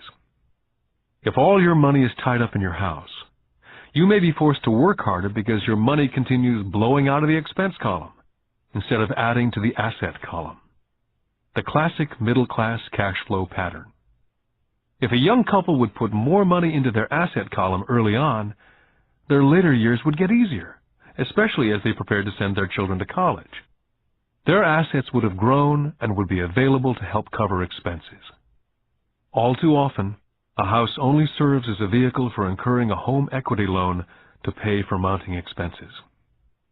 In summary, the end result in making a decision to own a house that is too expensive in lieu of starting an investment portfolio early on impacts an individual in at least the following 3 ways. Number 1, loss of time, during which other assets could have grown in value. Number 2, loss of additional capital, which could have been invested instead of paying for high-maintenance expenses related directly to the home. Number 3, loss of education. Too often people count their house, savings, and retirement plan as all they have in their asset column. Because they have no money to invest, they simply do not invest. This costs them investment experience. Most never become what the investment world calls a sophisticated investor.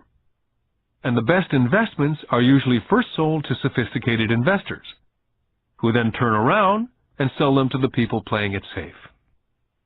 My educated dad's personal financial statement best demonstrates the life of someone in the rat race.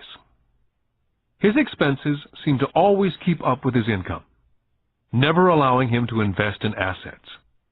As a result, his liabilities, such as his mortgage and credit card debts, are larger than his assets.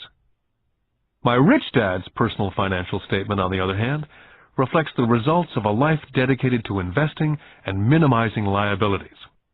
His assets greatly exceed his liabilities. A review of my rich dad's financial statement is why the rich get richer. The asset column generates more than enough income to cover expenses, with the balance reinvested into the asset column. The asset column continues to grow, and therefore the income it produces grows with it. The result being the rich get richer. The middle class finds itself in a constant state of financial struggle. Their primary income is through wages. And as their wages increase, so do their taxes. Their expenses tend to increase in equal increments as their wages increase, hence the phrase, the rat race. They treat their home as their primary asset instead of investing in income-producing assets. Remember, the most important rule is to know the difference between an asset and a liability. Once you understand the difference, concentrate your efforts on only buying income-generating assets. That's the best way to get started on a path to becoming rich. Keep doing that, and your asset column will grow. Focus on keeping liabilities and expenses down. This will make more money available to continue pouring into the asset column. This pattern of treating your home as an investment, and the philosophy that a pay raise means you can buy a larger home or spend more, is the foundation of today's debt-ridden society. This process of increased spending throws families into greater debt and into more financial uncertainty, even though they may be advancing in their jobs and receiving pay raises on a regular basis. This is high-risk living caused by weak financial education. As an employee who's also a homeowner, your working efforts are generally as follows. You work for someone else. Most people, working for a paycheck, are making the owner or the shareholders richer. Your efforts and success will help provide for the owner's success and retirement. Next, you work for the government. The government takes its share from your paycheck before you even see it. By working harder, you simply increase the amount of taxes taken by the government. Most people work from January to May just for the government. And finally, you work for the bank. After taxes, your next largest expense is usually your mortgage and credit card debt. The problem with simply working harder is that each of these three levels takes a greater share of your increased efforts.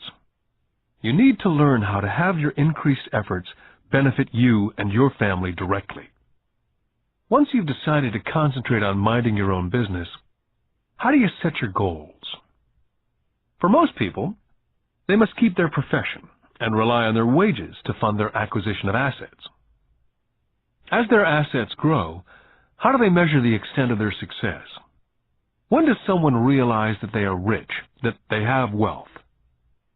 As well as having my own definitions for assets and liabilities, I also have my own definition for wealth.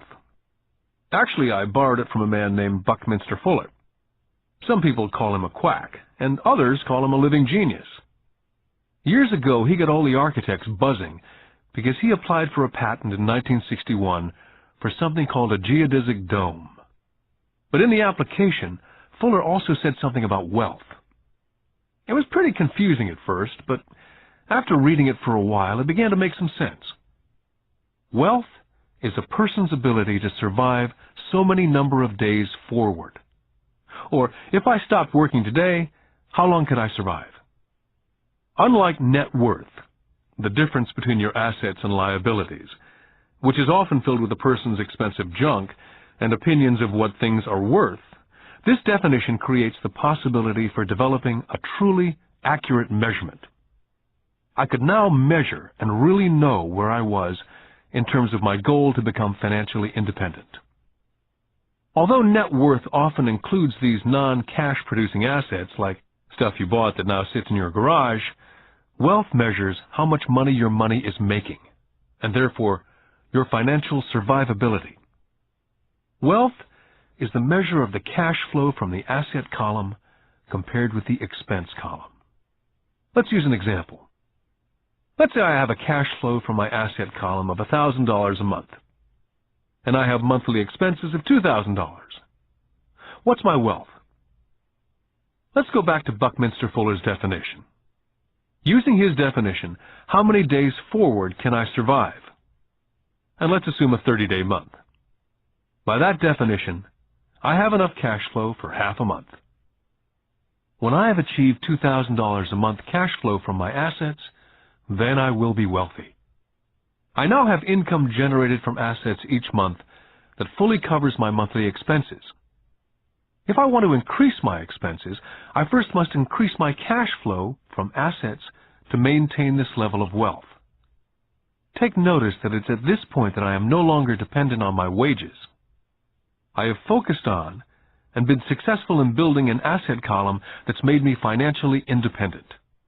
If I quit my job today, I would be able to cover my monthly expenses with the cash flow from my assets. My next goal would be to have the excess cash flow from my assets reinvested into the asset column. The more money that goes into my asset column, the more my asset column grows. The more my assets grow, the more my cash flow grows.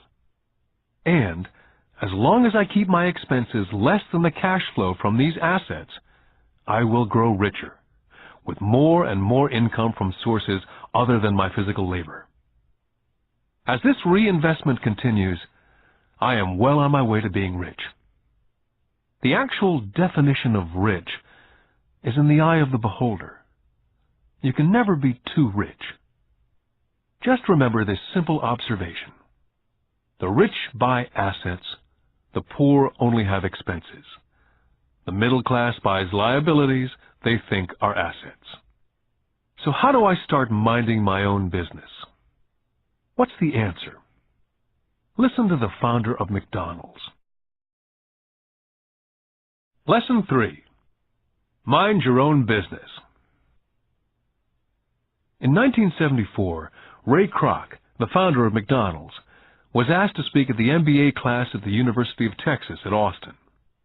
A dear friend of mine, Keith Cunningham, was a student in that MBA class. After a powerful and inspiring talk, the class adjourned, and the students asked Ray if he would join them at their favorite hangout to have a few beers. Ray graciously accepted. "What business am I in?" Ray asked, once the group had all their beers in hand. Everyone laughed, said Keith. Most of the MBA students thought Ray was just fooling around. No one answered, so Ray asked the question again. "What business do you think I'm in?" The students laughed again. And finally, one brave soul yelled out, "Ray, who in the world does not know that you're in the hamburger business?" Ray chuckled. "That's what I thought you'd say." He paused, and then quickly said, "Ladies and gentlemen, I'm not in the hamburger business. My business is real estate." McDonald's today is the largest single owner of real estate in the world, owning even more than the Catholic Church. Today, McDonald's owns some of the most valuable intersections and street corners in America, as well as in other parts of the world. Keith said it was one of the most important lessons in his life. Today, Keith owns car washes, but his business is the real estate under those car washes. The previous chapter ended with a statement illustrating that most people work for everyone but themselves. They work first for the owners of the company, then for the government through taxes, and finally for the bank that owns their mortgage. As a young boy, we did not have a McDonald's nearby. Yet my rich dad was responsible for teaching Mike and me the same lesson that Ray Kroc talked about at the University of Texas. It is secret number 3 of the rich. The secret is, mind your own business. Financial struggle is often directly the result of people working all their life for someone else. Many people will have nothing at the end of their working days. Our current educational system focuses on preparing today's youth to get good jobs by developing scholastic skills. Their lives will revolve around their wages, or, as described earlier, their income column. And after developing scholastic skills, they go on to higher levels of schooling to enhance their professional abilities. They study to become engineers, scientists, cooks, police officers, artists, writers, and so on. These professional skills allow them to enter the workforce and work for money. There's a big difference between your profession and your business. Often I ask people, "What's your business?" And they will say, "Oh, I'm a banker." Then I ask them if they own the bank. And they usually respond, "No, I work there." In that instance, they've confused their profession with their business. Their profession may be a banker, but they still need their own business. Ray Kroc was clear on the difference between his profession and his business. His profession was always the same. He was a salesman. At one time, he sold mixers for milkshakes, and soon thereafter, he was selling hamburger franchises. But while his profession was selling hamburger franchises, his business was the accumulation of income-producing real estate. To become financially secure, a person needs to mind their own business. Your business revolves around your asset column, as opposed to your income column. As stated earlier, the number one rule is to know the difference between an asset and a liability, and to buy assets.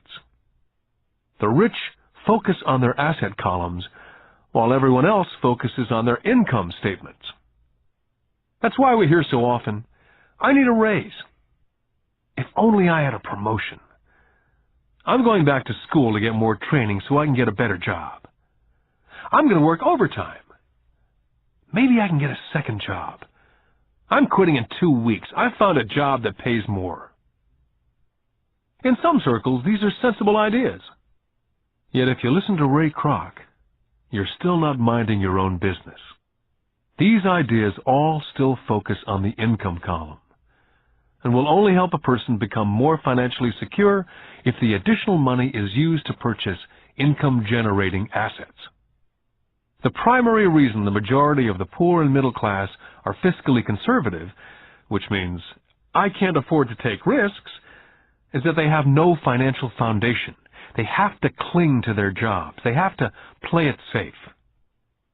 When downsizing became the in thing to do, millions of workers found out that their largest so-called asset, their home, was eating them alive. Their asset, called a house, still cost them money every month. Their car, another asset, was eating them alive. The golf clubs in the garage that cost $1,000 were not worth $1,000 anymore. Without job security, they had nothing to fall back on. What they thought were assets could not help them survive in a time of financial crisis. So, many people have put themselves in deep financial trouble when they run short of income. To raise cash, they sell their assets. First, their personal assets can generally be sold for only a fraction of the value that's listed in their personal balance sheet. Or, if there's a gain on the sale of the assets, they're taxed on the gain. So again, the government takes its share of the gain, thus reducing the amount available to help them out of debt. That's why I say someone's net worth is often worth less than they think. Start minding your own business. Keep your daytime job, but start buying real assets, not liabilities or personal effects that have no real value once you get them home. A new car loses nearly 25% of the price you pay for it the moment you drive it off the lot. It's not a true asset, even if your banker lets you list it as one. My $400 new titanium driver was worth $150 the moment I teed off.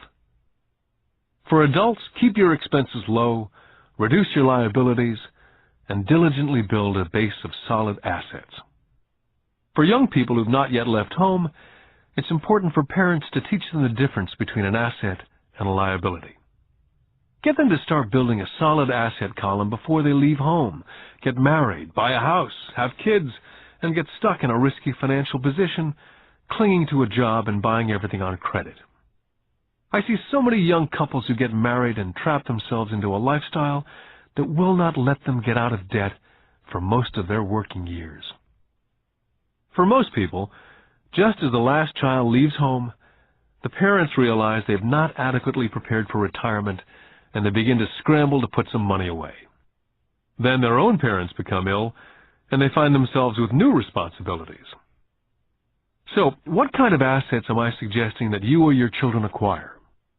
In my world, real assets fall into several different categories.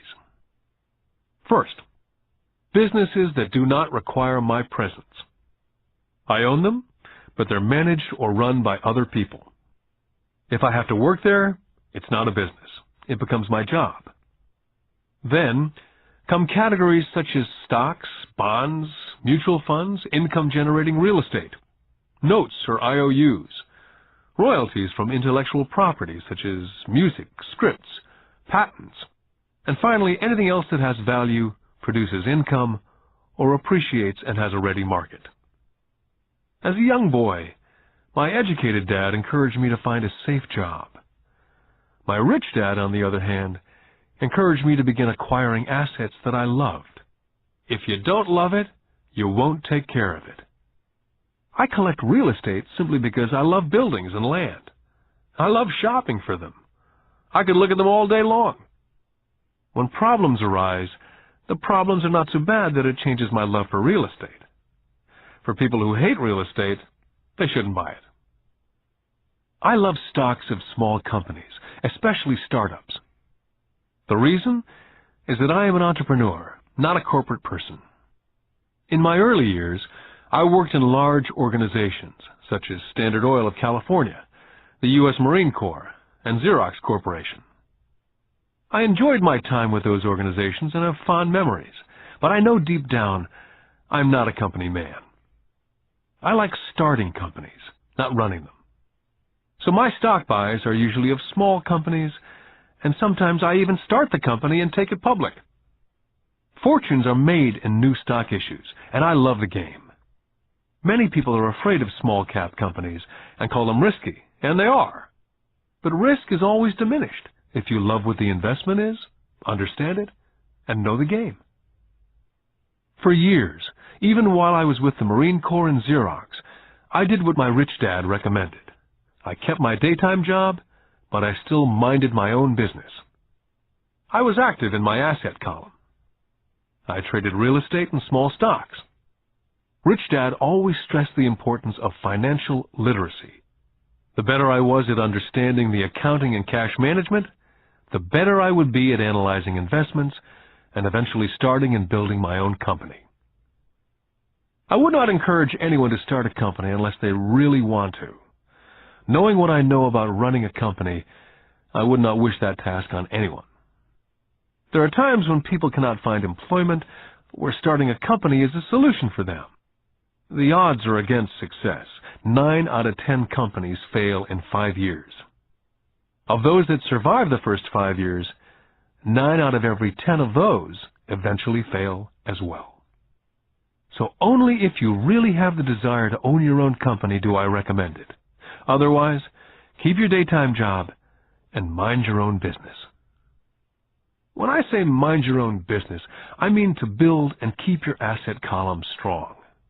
Once a dollar goes into it, never let it come out. Think of it this way. Once a dollar goes into your asset column, it becomes your employee.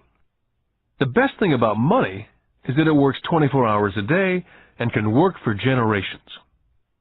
Keep your daytime job, be a great hard-working employee, but keep building that asset column.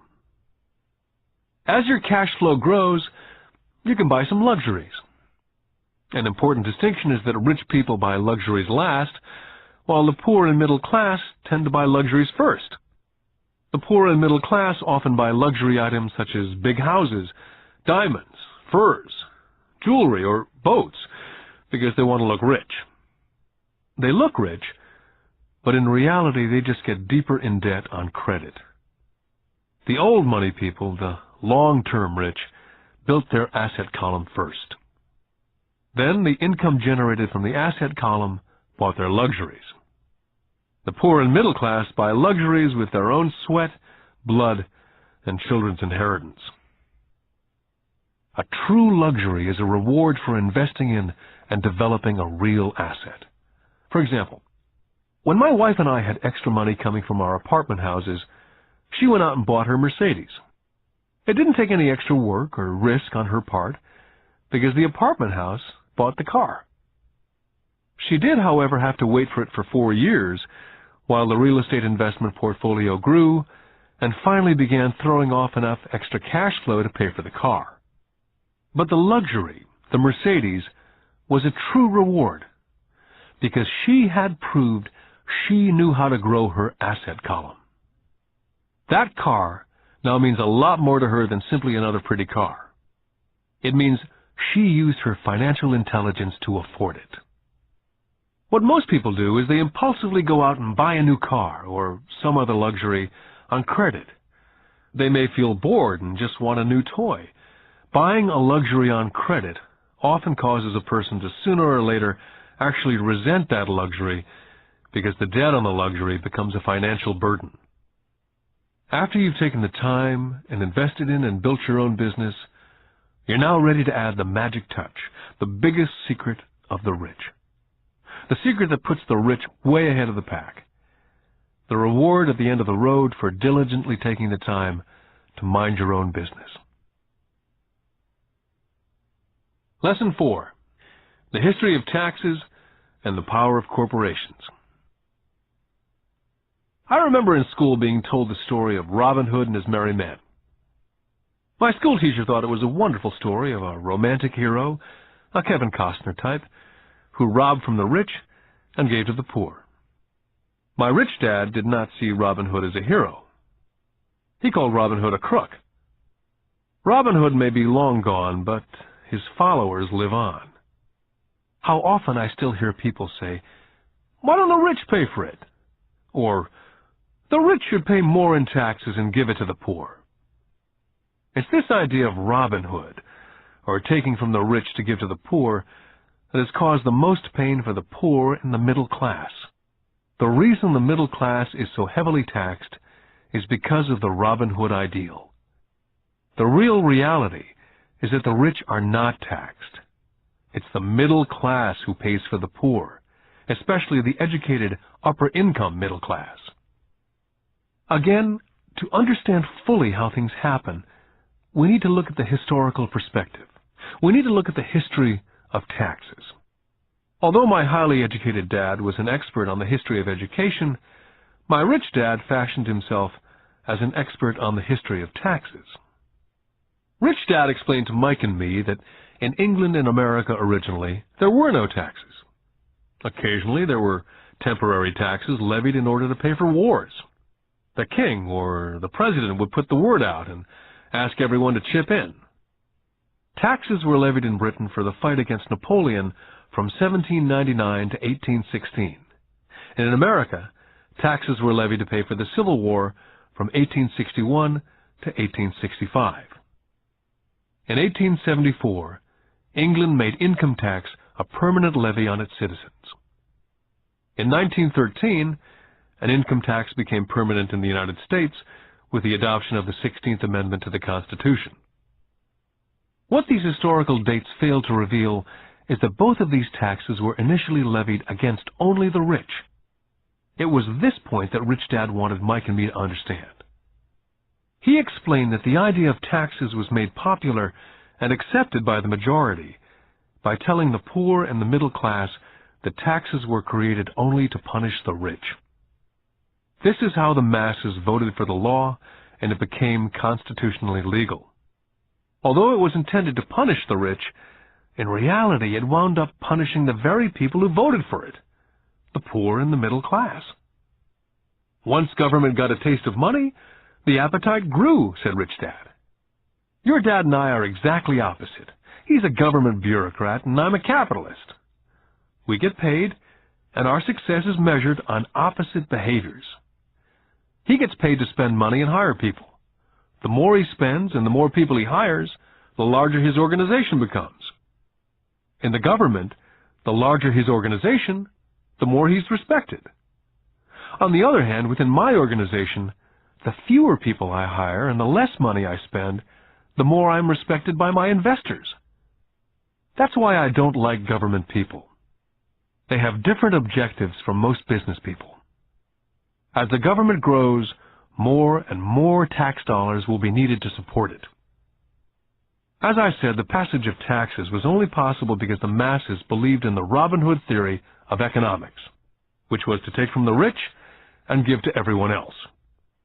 The problem was that the government's appetite for money was so great that taxes soon needed to be levied on the middle class, and from there it kept trickling down. The rich, on the other hand, saw an opportunity. They did not play by the same set of rules. As I've stated, the rich already knew about corporations, which became popular in the days of sailing ships. The rich created the corporation as a vehicle to limit their risk to the assets of each voyage. The rich put their money into a corporation to finance the voyage. The corporation would then hire a crew to sail to the New World to look for treasures. If the ship was lost, the crew lost their lives, but the loss to the rich would be limited only to the money they invested for that particular voyage. It's the knowledge of the power of the legal structure of the corporation that really gives the rich a vast advantage over the poor and the middle class. Having two fathers teaching me, one a socialist and the other a capitalist, I quickly began to realize that the philosophy of the capitalist made more financial sense to me. It seemed to me that the socialists ultimately penalized themselves due to their lack of financial education. No matter what the take-from-the-rich crowd came up with, the rich always found a way to outsmart them. That is how taxes were eventually levied on the middle class. The rich outsmarted the intellectuals solely because they understood the power of money, a subject not taught in schools. How did the rich outsmart the intellectuals? Once the take-from-the-rich tax was passed, cash started flowing into government coffers. Initially, people were happy. Money was handed out to government workers and the rich. It went to government workers in the form of jobs and pensions. It went to the rich via their factories receiving government contracts. The government became a large pool of money, but the problem was the fiscal management of that money.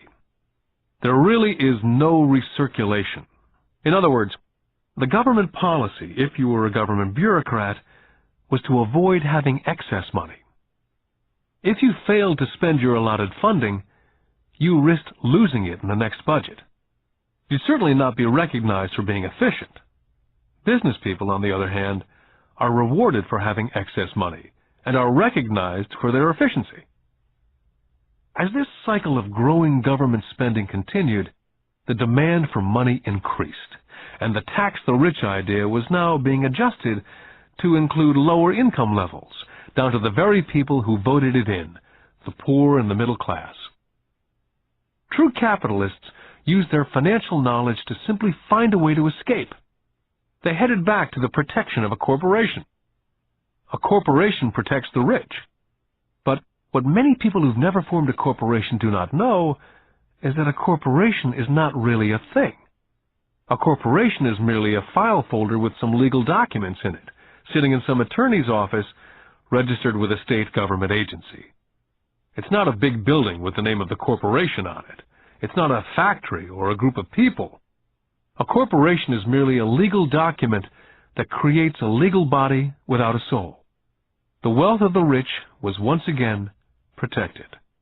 Once again, the use of corporations became popular once the permanent income laws were passed, because the income tax rate of the corporation was less than the individual income tax rates. In addition, as I said earlier, certain expenses could be paid with pre-tax dollars within the corporation. This war between the haves and the have-nots has been going on for hundreds of years. It's the take-from-the-rich crowd versus the rich. The battle is waged whenever and wherever laws are made. The battle will go on forever. The problem is, the people who lose are the uninformed, the ones who get up every day and diligently go to work and pay taxes. If they only understood the way the rich play the game, they could play it too. Then they would be on their way to their own financial independence. This is why I cringe every time I hear a parent advise their children to go to school so they can find a safe, secure job. An employee with a safe, secure job without financial aptitude has no escape. Average Americans today work 5 to 6 months for the government before they make enough to cover their taxes. In my opinion, that is a long time. The harder you work, the more you pay the government. That's why I believe that the idea of take from the rich backfired on the very people who voted it in. Every time people try to punish the rich don't simply comply, they react. They have the money, power, and intent to change things. They do not just sit there and voluntarily pay more taxes. They search for ways to minimize their tax burden. They hire smart attorneys and accountants and persuade politicians to change laws or create legal loopholes. They have the resources to effect change. The poor and the middle class do not have the same resources. They sit there and let the government's needles enter their arm and allow the blood donation to begin. Today, I'm constantly shocked at the number of people who pay more taxes or take fewer deductions simply because they are afraid of the government. And I do know how frightening and intimidating a government tax agent can be. I have had friends who have had their businesses shut down and destroyed, only to find out it was a mistake on the part of the government. I realize all that. But the price of working from January to mid-May is a high price to pay for that intimidation. My poor dad never fought back. My rich dad didn't either. He just played the game smarter, and he did it through corporations, the biggest secret of the rich. My highly educated dad always encouraged me to seek a good job with a strong corporation. He spoke of the virtues of working your way up the corporate ladder. He didn't understand that by relying solely on a paycheck from a corporate employer, I would be a docile cow ready for milking. When I told my rich dad of my father's advice, he only chuckled. "Why not own the ladder?" was all he said. As a young boy, I didn't understand what Rich Dad meant by owning my own corporation. It was an idea that seemed impossible and intimidating. Although I was excited by the idea, my youth would not let me envision the possibility that grown-ups would someday work for a company I would own. The point is, if not for my rich dad, I would have probably followed my educated dad's advice. It was merely the occasional reminder of my rich dad that kept the idea of owning my own corporation alive and kept me on a different path. By the time I was 15 or 16, I knew I was not going to continue down the path my educated dad was recommending. I did not know how I was going to do it, but I was determined not to head in the direction most of my classmates were heading. That decision changed my life. It was not until I was in my mid-20s that my rich dad's advice began to make more sense. I was just out of the Marine Corps and working for Xerox. I was making a lot of money, but every time I looked at my paycheck, I was always disappointed. The deductions were so large, and the more I worked, the greater the deductions. As I became more successful, my bosses talked about promotions and raises. It was flattering, but I could hear my rich dad asking me in my ear, "Who are you working for? Who are you making rich?" In 1974, while still an employee for Xerox, I formed my first corporation and began minding my own business. There were already a few assets in my asset column, but now I was determined to focus on making it bigger. Those paychecks with all the deductions made all the years of my rich dad's advice make total sense. I could see the future if I followed my educated dad's advice.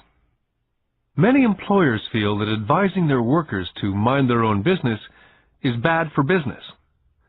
I'm sure it can be for certain individuals, but for me, focusing on my own business, developing assets, made me a better employee. I now had a purpose. I came in early and worked diligently, amassing as much money as possible so I could begin investing in real estate.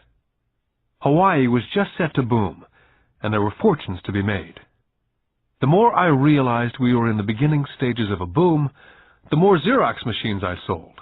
The more I sold, the more money I made, and of course, the more deductions there were from my paycheck.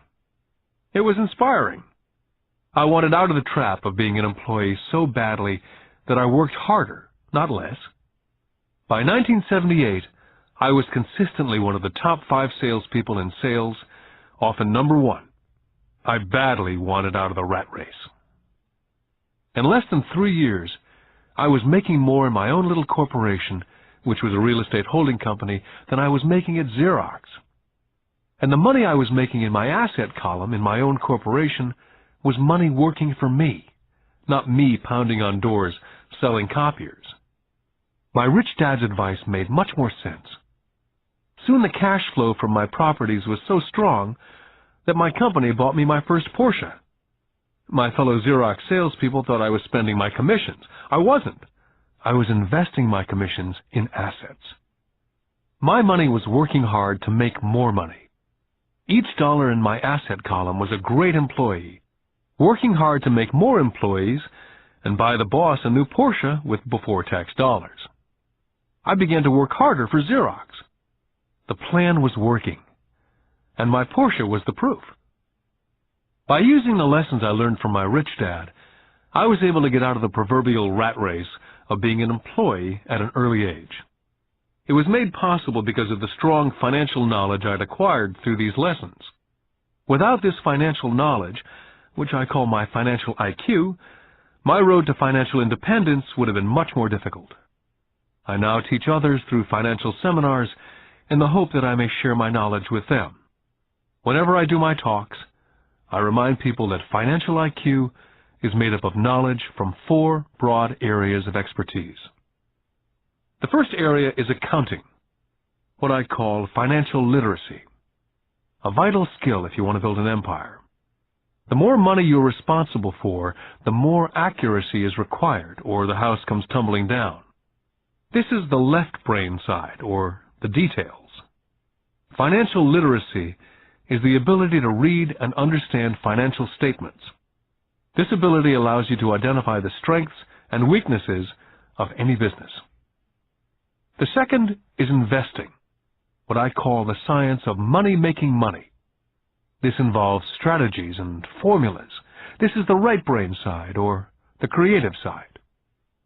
Next, you must obtain expertise in understanding markets, the science of supply and demand. There's a need to know the technical aspects of the market, which is emotion-driven. The Tickle Me Elmo doll during Christmas 1996 is a case of technical or emotion-driven market. The other market factor is the fundamental or the economic sense of an investment. Does an investment make sense, or does it not make sense based on the current market conditions?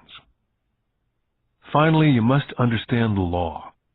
For instance, utilizing a corporation wrapped around the technical skills of accounting, investing, and markets can aid explosive growth. An individual with the knowledge of the tax advantages and protection provided by a corporation can get rich so much faster than someone who's an employee or a small business sole proprietor. It's like the difference between someone walking and someone flying. The difference is profound when it comes to long-term wealth. A corporation can do so many things that an individual cannot, like pay for expenses before it pays taxes. That is a whole area of expertise that is so exciting, but not necessary to get into unless you have sizable assets or a business. Employees earn and get taxed, and they try to live on what's left.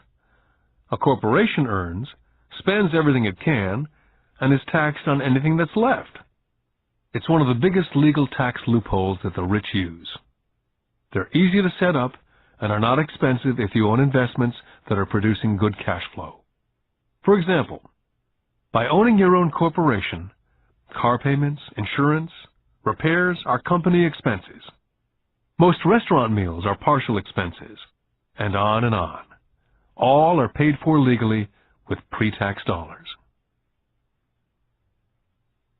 Lesson 5. The Rich Invent Money. I've been teaching professionally since 1984. It's been a great experience and rewarding. It's also a disturbing profession, for I've taught thousands of individuals, and I see one thing in common in all of us, myself included. We all have tremendous potential, and we are all blessed with gifts. Yet the one thing that holds all of us back is some degree of self-doubt. It's not so much the lack of technical information that holds us back, but more the lack of self-confidence. Some are more affected than others. Once we leave school, most of us know that it's not as much a matter of college degrees or good grades that count. In the real world, outside of academics, something more than just grades is required. I've heard it called guts, chutzpah, balls, audacity, bravado, cunning, daring, tenacity, and brilliance. This factor, whatever it's labeled, ultimately decides one's future much more than school grades. Inside each of us is one of these brave, brilliant, and daring characters. There's also the flip side of that character, people who could get down on their knees and beg if necessary. After a year in Vietnam as a Marine Corps pilot, I intimately got to know both of those characters inside of me. One is not better than the other. Yet as a teacher, I recognized that it was excessive fear and self-doubt that were the greatest detractors of personal genius. It broke my heart to see students know the answers, yet lack the courage to act on the answer. Often in the real world, it's not the smart that get ahead, but the bold. In my personal experience, your financial genius requires both technical knowledge as well as courage. If fear is too strong, the genius is suppressed. In my classes, I strongly urge students to learn to take risks, to be bold, to let their genius convert that fear into power and brilliance. It works for some and just terrifies others. I've come to realize that for most people, when it comes to the subject of money, they would rather play it safe. I've had to field questions such as, why take risks? Why should I bother developing my financial IQ? Why should I become financially literate? And I answer, just to have more options. There are huge changes up ahead. There will be 100 people like Bill Gates and hugely successful companies like Microsoft created every year, all over the world. And there also will be many more bankruptcies, layoffs, and downsizing. So why bother developing your financial IQ? Because if you do, you will prosper greatly. And if you don't, this period of time will be a frightening one. Land was wealth 300 years ago. So the person who owned the land owned the wealth.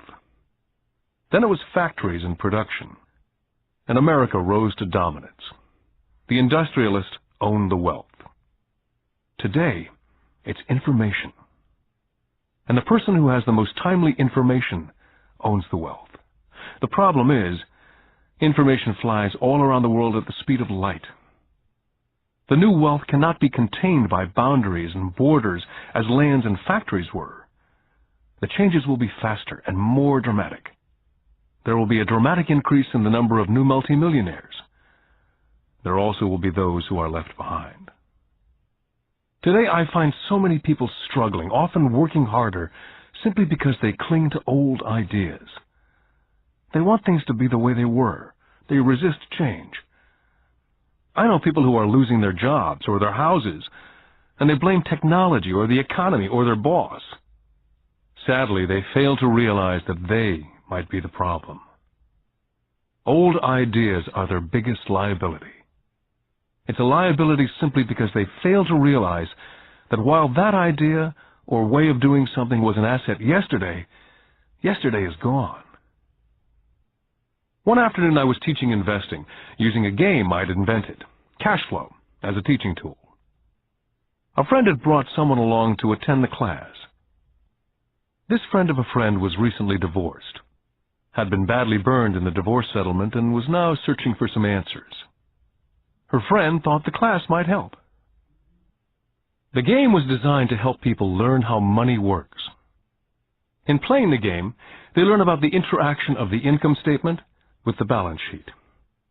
They learn how cash flows between the two, and how the road to wealth is through striving to increase your monthly cash flow from the asset column to the point that it exceeds your monthly expenses. Once you accomplish this, you're able to get out of the rat race and onto the fast track. As I've said, some people hate the game, some love it, and others miss the point. This woman missed a valuable opportunity to learn something. In the opening round, she drew a doodad card with the boat on it. At first she was happy. Oh, I've got the boat! Then, as her friend tried to explain how the numbers worked on her income statement and balance sheet, she got frustrated because she had never liked math. The rest of her table waited while her friend continued explaining the relationship between the income statement, balance sheet, and monthly cash flow. Suddenly, when she realized how the numbers worked, it dawned on her that her boat was eating her alive. Later on in the game, she was also downsized and had a child. It was a horrible game for her. After the class, her friend came by and told me that she was upset. She'd come to the class to learn about investing and did not like the idea that it took so long to play a silly game. Her friend attempted to tell her to look within herself, to see if it reflected on herself in any way. With that suggestion, the woman demanded her money back. She said that the very idea that a game could be a reflection of her was ridiculous. Her money was promptly refunded, and she left. Since 1984, I have made millions simply by doing what the school system does not. In school, most teachers lecture. I hated lectures as a student. I was soon bored, and my mind would drift. In 1984, I began teaching via games and simulations. I always encouraged adult students to look at games as reflecting back to what they know and what they needed to learn. Most importantly, a game reflects back on one's behavior. It's an instant feedback system. Instead of the teacher lecturing you, the game is feeding back a personalized lecture, custom-made just for you. The friend of the woman who left later called to give me an update. She said her friend was fine and had calmed down. In her cooling-off period, she could see some relationships between the game and her life. Just like a board game, the world is always providing us with instant feedback. We could learn a lot if we tuned in more. One day, not long ago, I complained to my wife that the cleaners must have shrunk my pants. My wife gently smiled and poked me in the stomach to inform me that the pants had not shrunk. Something else had expanded. Me. The game Cash Flow was designed to give every player personal feedback. The purpose is to give you options. If you draw the boat card and it puts you into debt, the question is, now what can you do? How many different financial options can you come up with? That's the purpose of the game. To teach players to think and create new and various financial options. I've watched this game played by more than 1,000 people. The people who get out of the rat race in the game the quickest are the people who understand numbers and have creative financial minds. They recognize different financial options. People who take the longest are people who aren't familiar with numbers and often do not understand the power of investing. Rich people are often creative and take calculated risks. There have been people playing Cash Flow who gain lots of money in the game, but they don't know what to do with it. Most of them have not been financially successful in real life either. Everyone else seems to be getting ahead of them, even though they have money. And that's true in real life. There are a lot of people who have a lot of money and do not get ahead financially. Limiting your options is the same as hanging on to old ideas. I have a friend from high school who now works at 3 jobs. 20 years ago, he was the richest of all my classmates. When the local sugar plantation closed, the company he worked for went down with the plantation. In his mind, he had the one option, and that was the old option: work hard. The problem was, he couldn't find an equivalent job that recognized his seniority in the old company. As a result, he's overqualified for the jobs he currently has, so his salary is lower. He now works 3 jobs to earn enough to survive. I've watched people playing Cash Flow complaining that the right opportunity cards are not coming their way, so they sit there. I know people who do that in real life. They wait for the right opportunity. I've watched people get the right opportunity card and then not have enough money. Then they complain they would have gotten out of the rat race if they'd had more money. So they sit there. I know people in real life who do that also. They see all the great deals, but they have no money. And I have people pull a great opportunity card, read it out loud, and have no idea that it's a great opportunity. They have the money, the time is right, they have the card, but they can't see the opportunity staring at them.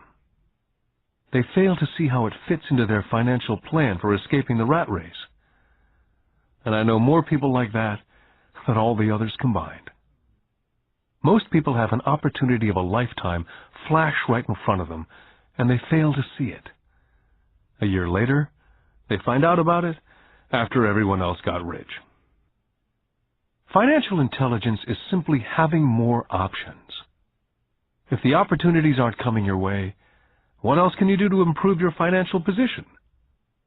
If an opportunity lands in your lap and you have no money and the bank won't talk to you, what else can you do to get the opportunity to work in your favor? If your hunch is wrong and what you've been counting on doesn't happen, how can you turn a lemon into millions? That is financial intelligence. It's not so much what happens, but how many different financial solutions you can think of to turn a lemon into millions. It's how creative you are in solving financial problems. Most people only know one solution: work hard, save, and borrow. So why would you want to increase your financial intelligence? Because you want to be the kind of person who creates your own luck. You can take whatever happens and make it better. Few people realize that luck is created, just as money is. And if you want to be luckier and create money instead of working hard, then your financial intelligence is important. If you're the kind of person who's waiting for the right thing to happen, you might wait for a long time. It's like waiting for all the traffic lights to be green for 5 miles before starting the trip. As young boys, Mike and I were constantly told by my rich dad that money is not real. Rich Dad occasionally reminded us of how close we came to the secret of money on that first day we got together and began making money out of plaster of Paris. The poor and middle class work for money, he would say. The rich make money. The more real you think money is, the harder you will work for it. If you can grasp the idea that money is not real, you will grow richer faster. What is it? Was a question Mike and I often came back with. What is money if it's not real? What we agree it is, was all Rich Dad would say. The single most powerful asset we all have is our mind. If it's trained well, it can create enormous wealth in what seems to be an instant. I'll give you a simple example of creating money. In the early 1990s, the economy of Phoenix was horrible. I was watching the TV show Good Morning America when a financial planner came on and began forecasting doom and gloom. His advice was to save money. Put $100 away every month, he said, and in 40 years you will be a multimillionaire. Well, putting money away every month is a sound idea. It is one option, the option most people subscribe to. The problem is this: it blinds the person from what's really going on. They miss major opportunities for much more significant growth of their money. The world is passing them by. As I said, the economy was terrible at that time. For investors, this is the perfect market condition. A chunk of my money was in the stock market and in apartment houses. I was short of cash. Because everyone was giving stuff away, I was buying. I was not saving money, I was investing. My wife and I had more than $1 million in cash working in a market that was rising fast. It was the best opportunity to invest. The economy was terrible. I just could not pass up these small deals. Houses that were once $100,000 were now $75,000. But instead of shopping at the local real estate office, I began shopping at the bankruptcy attorney's office or the courthouse steps. In these shopping places, a $75,000 house could sometimes be bought for $20,000 or less. For $2,000, which was loaned to me from a friend for 90 days for $200, I gave an attorney a cashier's check as a down payment. While the acquisition was being processed, I ran an ad in the paper advertising a $75,000 house for only $60,000 and no money down. The phone rang hard and heavy.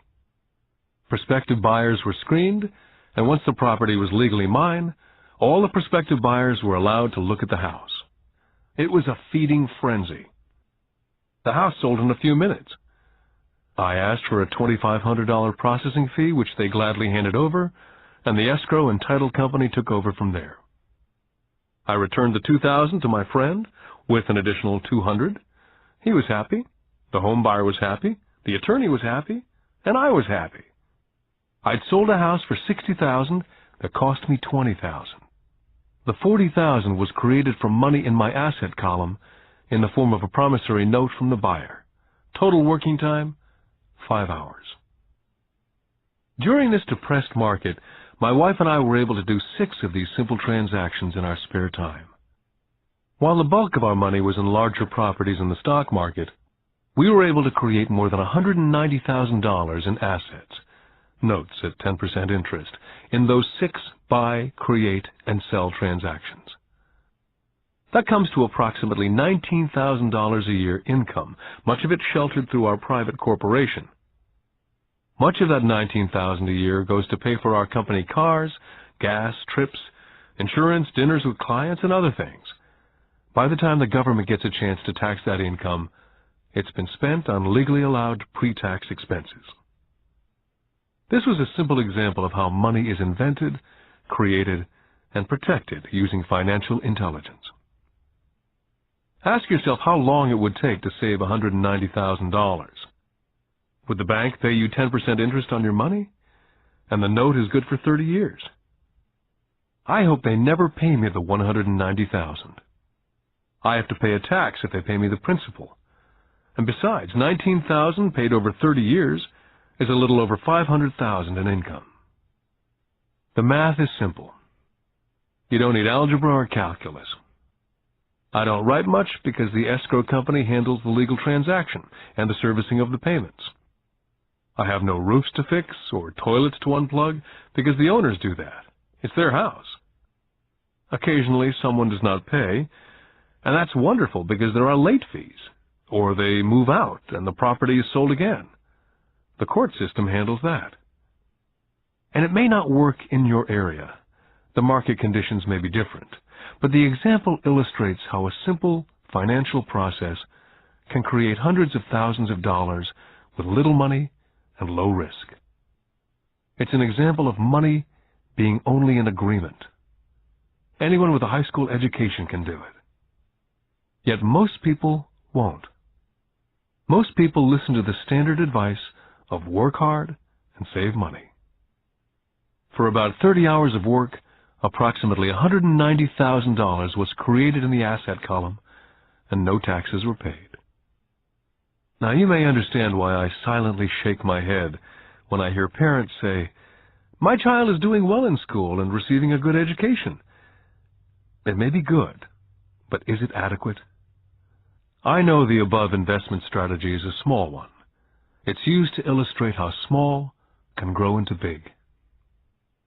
My success reflects the importance of a strong financial foundation, which starts with strong financial education. Financial intelligence is made up of these 4 main technical skills. Number 1, financial literacy, the ability to read numbers.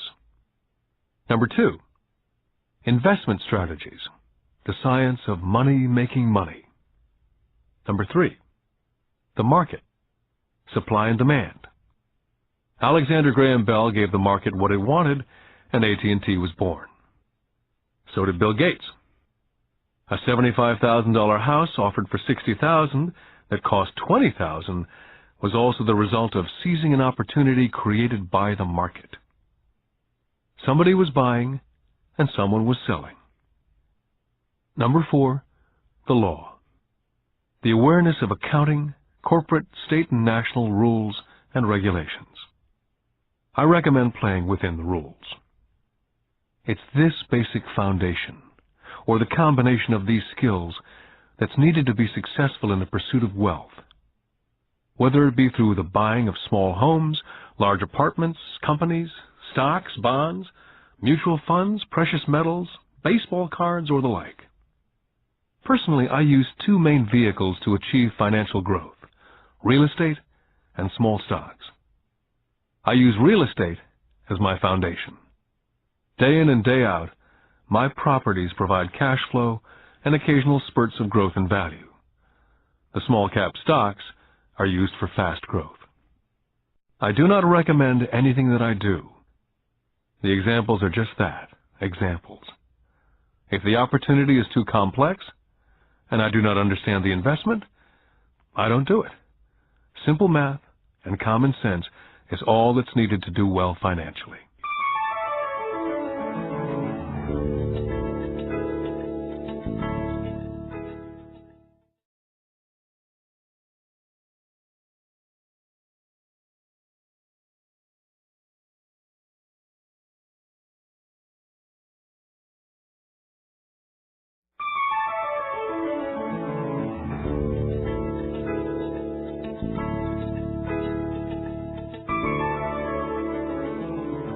Lesson 6.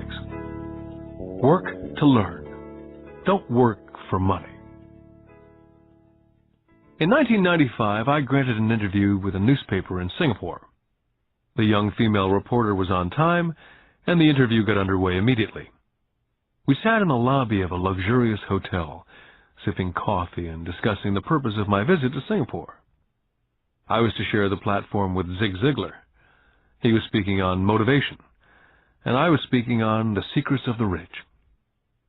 Someday I'd like to be a best-selling author like you, she said. I'd seen some of the articles she'd written for the paper, and I was impressed. She had a tough, clear style of writing. Her articles held a reader's interest. You have a great style, I said in reply. What holds you back from achieving your dream? My work doesn't seem to go anywhere, she said quietly. Everyone says that my novels are excellent, but nothing happens. So I keep my job with the paper. At least it pays the bills. Do you have any suggestions? Yes, I do, I said brightly. A friend of mine here in Singapore runs a school that trains people to sell. He runs sales training courses for many of the top corporations here in Singapore. And I think attending one of his courses would greatly enhance your career. She stiffened. Are you saying that I should go to school to learn to sell? I nodded. I have a master's degree in English literature. Why would I go to school to learn to be a salesperson? I'm a professional. She was now packing her briefcase forcibly. The interview was over. On the coffee table sat a copy of my first book. I picked it up as well as the notes that she jotted down on her legal pad. Do you see this? I said, pointing to her notes. She looked down at her notes. What? She said, confused. Again, I pointed deliberately to her notes. On her pad, she'd written, Robert Kiyosaki, best-selling author. It says, best-selling author, not best-writing author. Her eyes widened immediately. I'm a terrible writer. You're a great writer. I went to sales school. You have a master's degree. Put them together and you get a best-selling author and a best-writing author. Anger flared from her eyes. I'll never stoop so low as to learn how to sell. People like you have no business writing. I'm a professionally trained writer, and you're a salesman. It's not fair. The rest of her notes were put away, and she hurried out through the large glass doors into the humid Singapore morning. At least she gave me a fair and favorable write-up the next morning. The world is filled with smart, talented, educated, and gifted people. We meet them every day. They're all around us. I'm constantly shocked at how little talented people earn. I heard the other day that less than 5% of Americans earn more than $100,000 a year. I've met brilliant, highly educated people who earn less than $20,000 a year. A business consultant who specializes in the medical trade was telling me how many doctors, dentists, and chiropractors struggle financially. All this time, I thought that when they graduated, the dollars would pour in. It was this business consultant who gave me the phrase, they are one skill away from great wealth. What this phrase means is that most people need only to learn and master one more skill, and their income would jump exponentially. I have mentioned before that financial intelligence is a synergy of accounting, investing, marketing, and law. Combine these 4 technical skills, and making money with money is easier.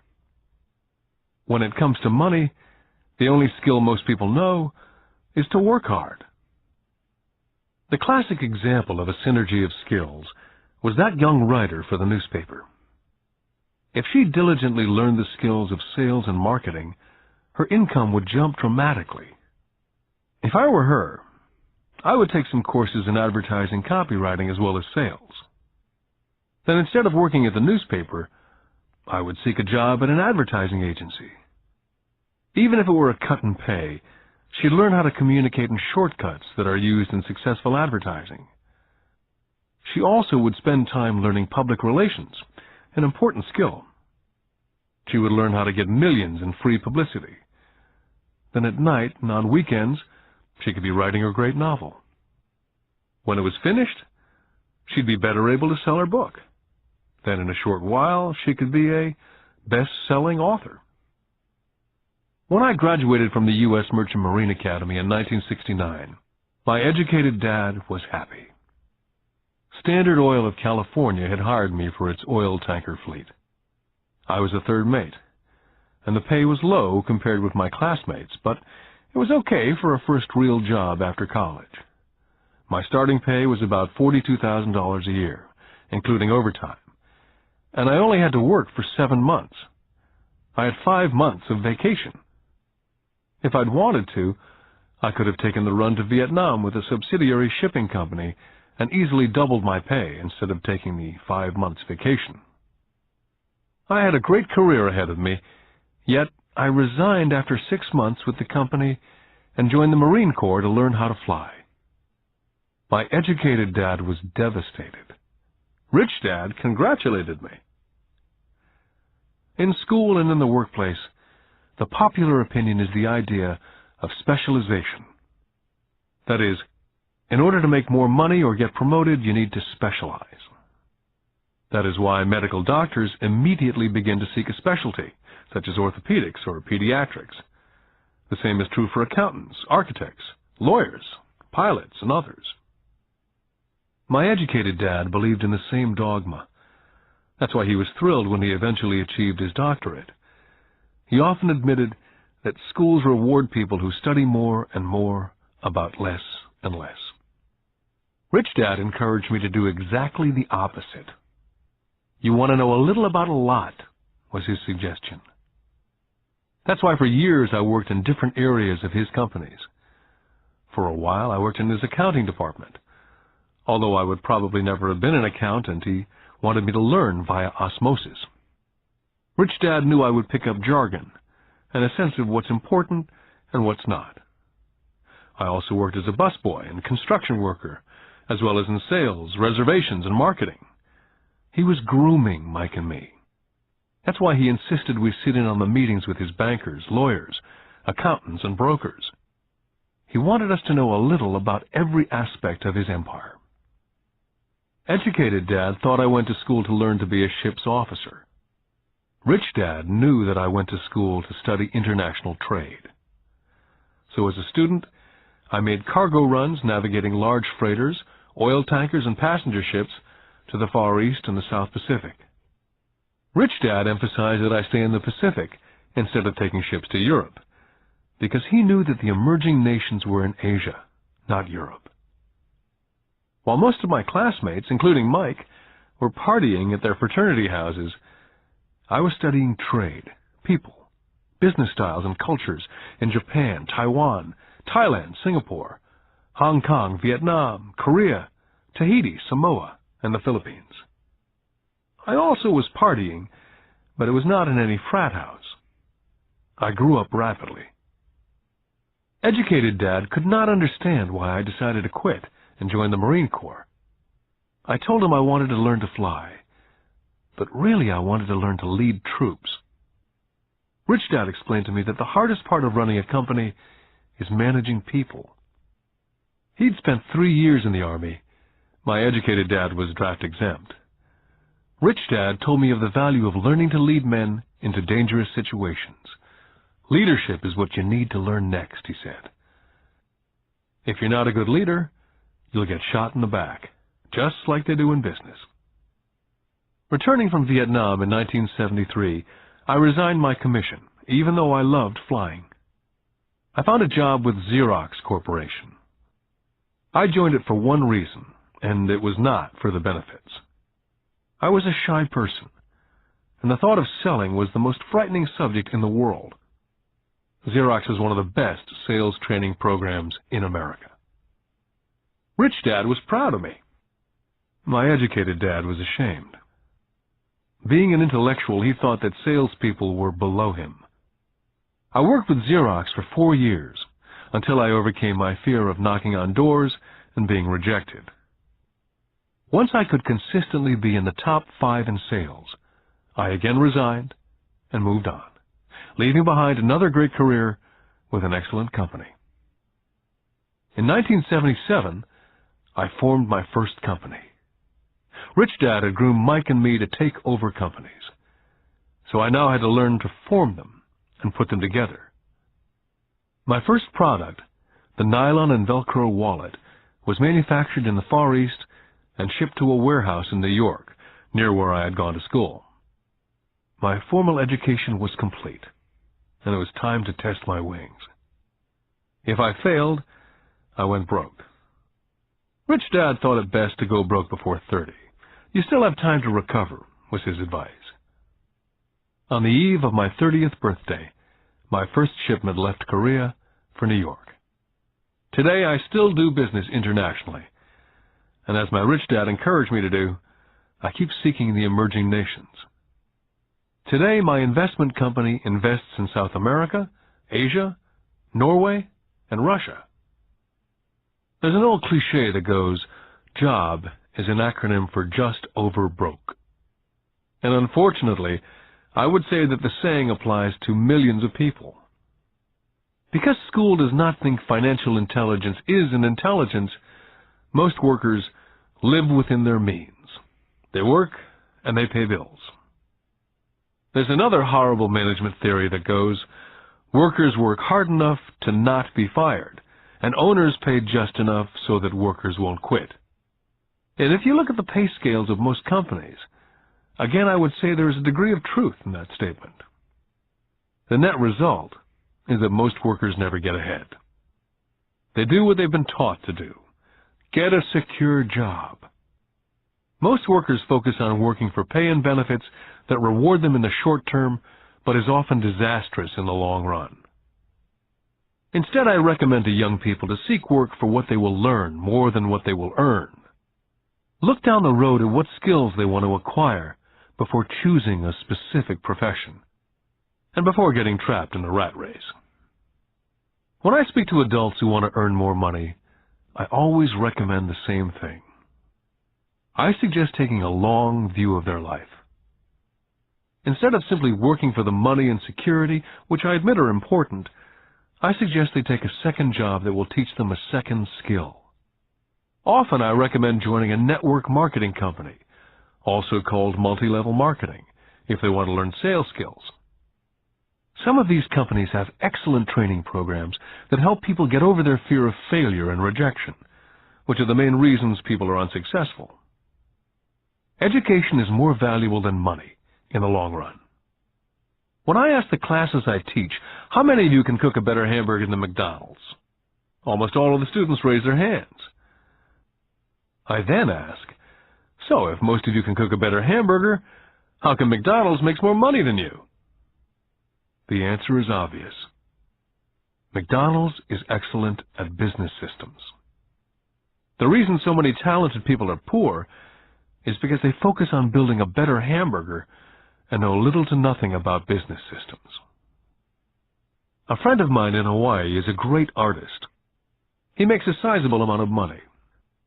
One day his mother's attorney called to tell him that she had left him $35,000. That is what was left of her estate after the attorney and the government took their shares. Immediately he saw an opportunity to increase his business by using some of this money to advertise.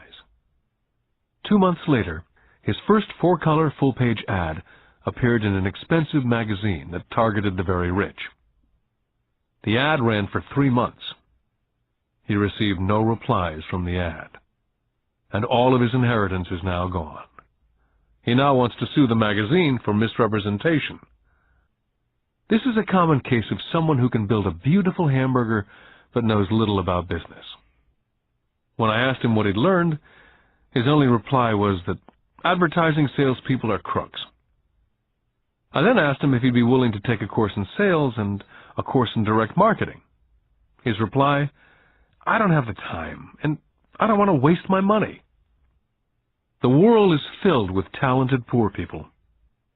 All too often they're poor or struggle financially or earn less than they're capable of, not because of what they know, but because of what they do not know. They focus on perfecting their skills at building a better hamburger rather than the skills of selling and delivering the hamburger. Maybe McDonald's does not make the best hamburger, but they are the best at selling and delivering a basic average burger. Poor Dad wanted me to specialize. That was his view on how to be paid more. Rich Dad advised that Mike and I groom ourselves. Many corporations do the same thing. They find a young, bright student out of business school and begin grooming that person to someday take over the company. So these bright young employees do not specialize in one department. They're moved from department to department to learn all the aspects of business systems. The rich often groom their children or the children of others.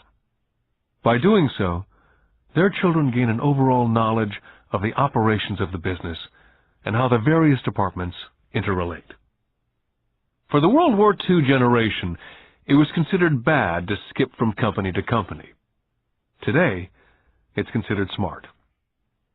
Since people will skip from company to company rather than seek greater specialization, why not seek to learn more than earn? In the short term, it may earn you less. In the long term, it will pay off in large dividends. The main management skills needed for success are the management of cash flow, the management of systems, including yourself and time with family, and the management of people. The most important specialized skills are sales and understanding marketing. It's the ability to sell, therefore to communicate to another human being, be it a customer, employee, boss, spouse, or child, that is the base skill of personal success. It is communication skills such as writing, speaking, and negotiating that are crucial to a life of success. It's a skill that I work on constantly, attending courses or buying educational tapes to expand my knowledge. Rich Dad encouraged Mike and me to know a little about a lot. He encouraged us to work with people smarter than we were, and to bring smart people together to work as a team. Today it would be called a synergy of professional specialties. Today I meet ex-school teachers earning hundreds of thousands of dollars a year. They earn that much because they have specialized skills in their field, as well as other skills. They can teach as well as sell and market. I know of no other skills to be more important than selling as well as marketing. The skills of selling and marketing are difficult for most people, primarily due to their fear of rejection. The better you are at communicating, negotiating, and handling your fear of rejection, the easier life is. Just as I advise that newspaper writer who wanted to become a best-selling author, I advise anyone else today. Being technically specialized has its strengths as well as its weaknesses. I have friends who are geniuses, but they cannot communicate effectively with other human beings. And as a result, their earnings are pitiful. I advise them to just spend a year learning to sell. And even if they earn nothing, their communication skills will improve. And that is priceless. Getting started. I wish I could say acquiring wealth was easy for me, but it wasn't. So in response to the question, how do I start, I offer the thought process I go through on a day-by-day basis. It really is easy to find great deals. I promise you that. It's just like riding a bike. After a little wobbling, it's a piece of cake. But when it comes to money, it's the determination to get through the wobbling that's a personal thing. To find million-dollar deals of a lifetime requires us to call on our financial genius. I believe that each of us has a financial genius within us. The problem is, our financial genius lies asleep, waiting to be called upon. It lies asleep because our culture has educated us into believing that the love of money is the root of all evil. It's encouraged us to learn a profession so we can work for money, but failed to teach us how to have money work for us. It taught us not to worry about our financial future. Our company or the government would take care of us when our working days are over. However, it's our children, educated in the same school system, who will end up paying for it. The message is still to work hard, earn money, and spend it. And when we run short, we can always borrow more. Unfortunately, 90% of the Western world subscribes to the above dogma simply because it's easier to find a job and work for money. If you're not one of the masses, I offer you the following 10 steps to awaken your financial genius. I simply offer you the steps I have personally followed. If you want to follow some of them, great. If you don't, make up your own. Your financial genius is smart enough to develop its own list. Step number 1. I need a reason greater than reality. If you ask most people if they would like to be rich or financially free, they would say yes. But then reality sets in. The road seems too long with too many hills to climb. It's easier just to work for money and hand the excess over to your broker. A reason or a purpose is a combination of wants and don't wants. When people ask me what my reason for wanting to be rich is, it's a combination of deep emotional wants and don't wants. I will list a few. First, the don't wants, for they create the wants. I don't want to work all my life. I don't want what my parents aspired for, which was job security and a house in the suburbs. I don't like being an employee. Now the wants. I want to be free to travel the world and live in a lifestyle I love. I want to be young when I do this. I want to simply be free. I want control over my time and my life. I want money to work for me. Those are deep-seated emotional reasons. What are yours? As I said, I wish I could say it was easy. It wasn't. But it wasn't hard either. But without a strong reason or purpose, anything in life is hard. Step number 2. I choose daily. The power of choice. That is the main reason people want to live in a free country. We want the power to choose.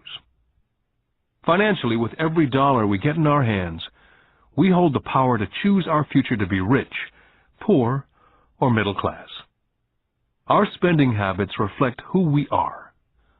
Poor people simply have poor spending habits. Most people choose not to be rich. For 90% of the population, being rich is too much of a hassle. So they invent sayings that go, I'm not interested in money, or I'll never be rich, or I don't have to worry, I'm still young, or when I make some money, then I'll think about my future, or my husband, wife handles the finances. The problem with those statements is they rob the person who chooses to think such thoughts of two things. One is time, which is your most precious asset, and 2 is learning. Just because you have no money, it shouldn't be an excuse to not learn. But that is a choice we all make daily. The choice of what we do with our time, our money, and what we put in our heads. That is the power of choice. All of us have choice. I just choose to be rich, and I make that choice every day. Step number 3. Choose friends carefully. First of all, I do not choose my friends by their financial statements. I have friends who have actually taken the vow of poverty, as well as friends who earn millions every year. The point is, I learn from all of them, and I consciously make the effort to learn from them. But there's one distinction that I'd like to point out. I've noticed that my friends with money talk about money, and I do not mean brag. They're interested in the subject. so I learned from them and they learned from me. My friends whom I know are in dire straits financially do not like talking about money, business, or investing. They often think it rude. So I also learn from my friends who struggle financially. I find out what not to do. Step number 4. Master a formula and then learn a new one. In order to make bread, every baker follows a recipe, even if it's only held in their head. The same is true for making money. That's why money is often called dough. When it comes to money, the masses generally have one basic formula they learned in school, and that is work for money. The formula I see that is predominant in the world is that every day millions of people get up and go to work, earn money, pay bills, balance checkbooks, buy some mutual funds, and go back to work. That is the basic formula or recipe. If you're tired of what you're doing or you're not making enough, it's simply a case of changing the formula via which you make money. Years ago, when I was 26, I took a weekend class called How to Buy Real Estate Foreclosures. I learned a formula. The next trick was to have the discipline to actually put into action what I had learned. That is where most people stop. For 3 years while working for Xerox, I spent my spare time learning to master the art of buying foreclosures. I've made several $1 million using that formula, but today it's too slow, and too many other people are doing it. So after I mastered that formula, I went in search of other formulas. For many of the classes, I did not use the information I learned directly, but I always learned something new. Step number 5. Pay yourself first. The power of self-discipline. If you cannot get control of yourself, do not try to get rich. You might first want to join the Marine Corps or some religious order so you can get control of yourself. It makes no sense to invest, make money, and blow it. It's the lack of self-discipline that causes most lottery winners to go broke soon after winning millions.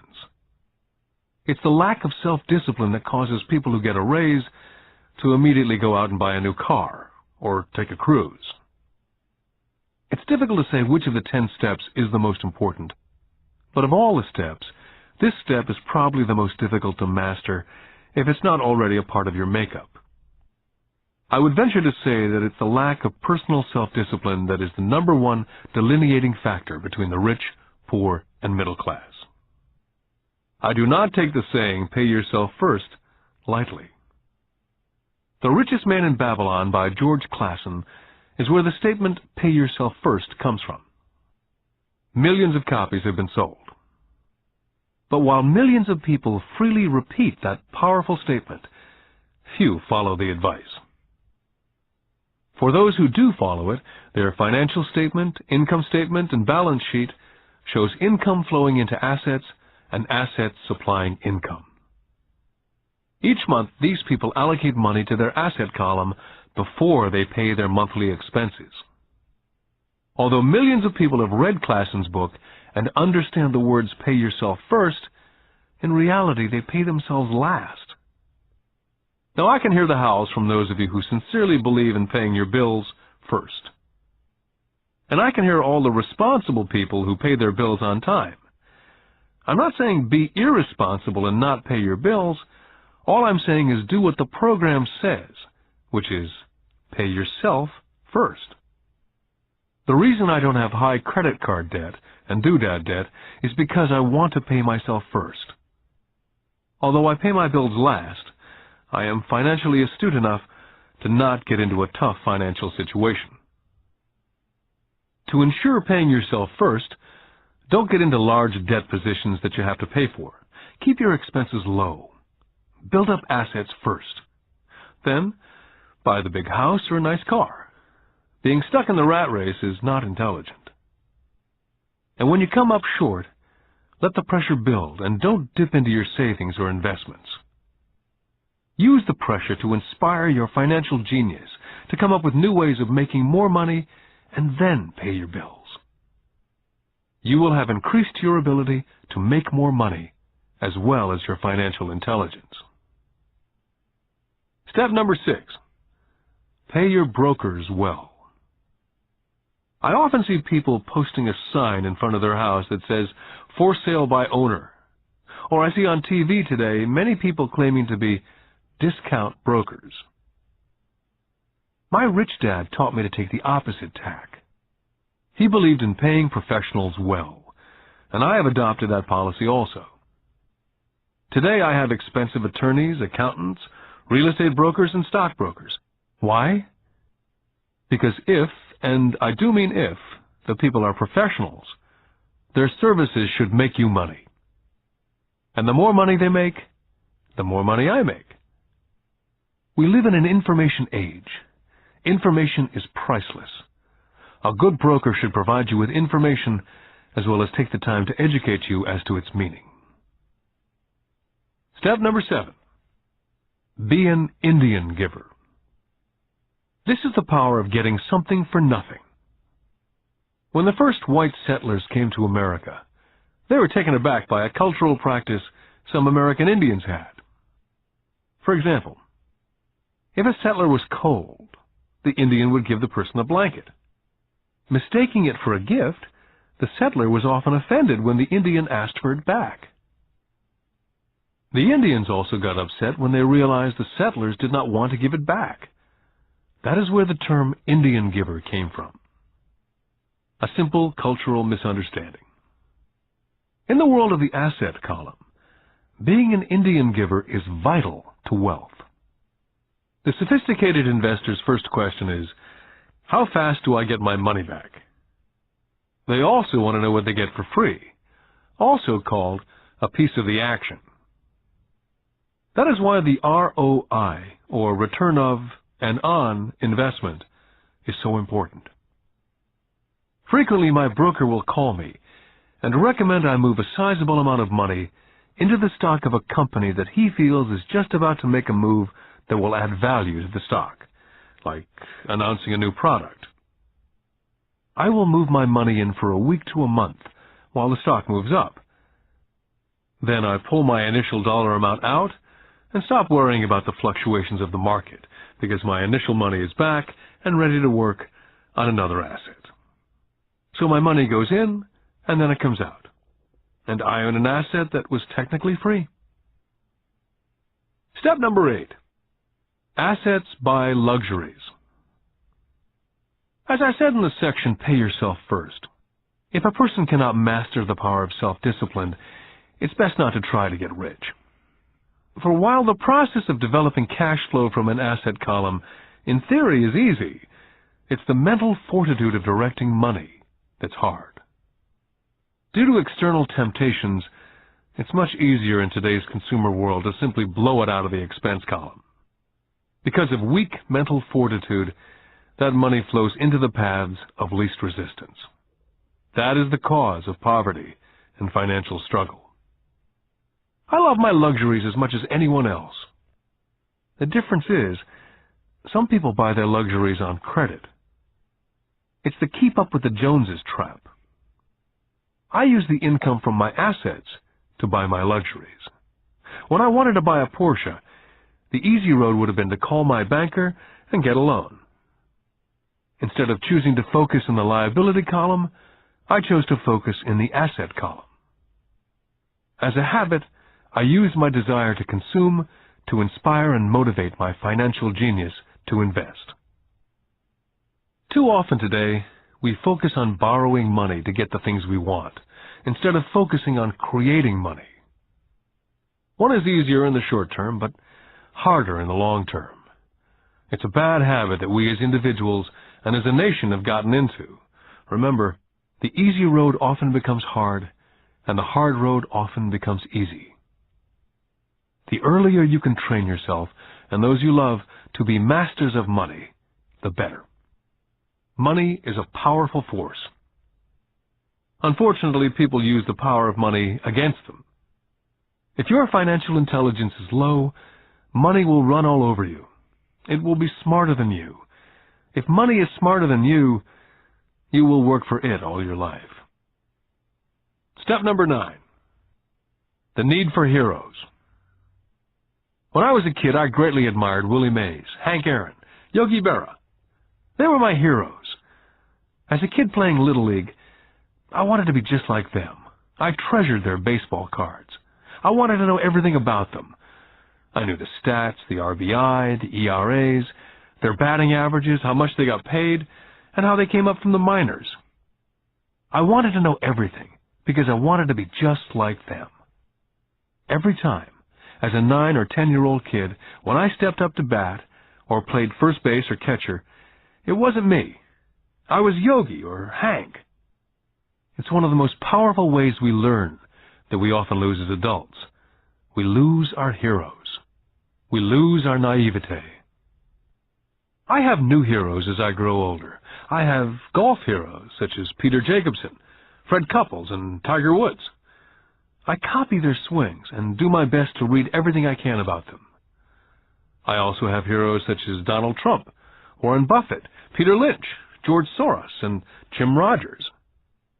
In my older years, I know their stats, just like I knew the ERAs and RBI of my baseball heroes. I follow what Warren Buffett invests in and read anything I can about his point of view on the market. I read Peter Lynch's book to understand how he chooses stocks. And I read about Donald Trump, trying to find out how he negotiates and puts deals together. Just as I was not me when I was up to bat, when I'm in the market or I'm negotiating a deal, I am subconsciously acting with the bravado of Trump. Or when analyzing a trend, I look at it as though Peter Lynch were doing it. By having heroes, we tap into a tremendous source of raw genius.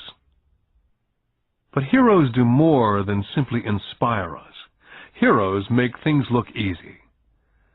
It's the making it look easy that convinces us to want to be just like them. If they can do it, so can I. Step number 10. Teach and you shall receive. Both of my dads were teachers.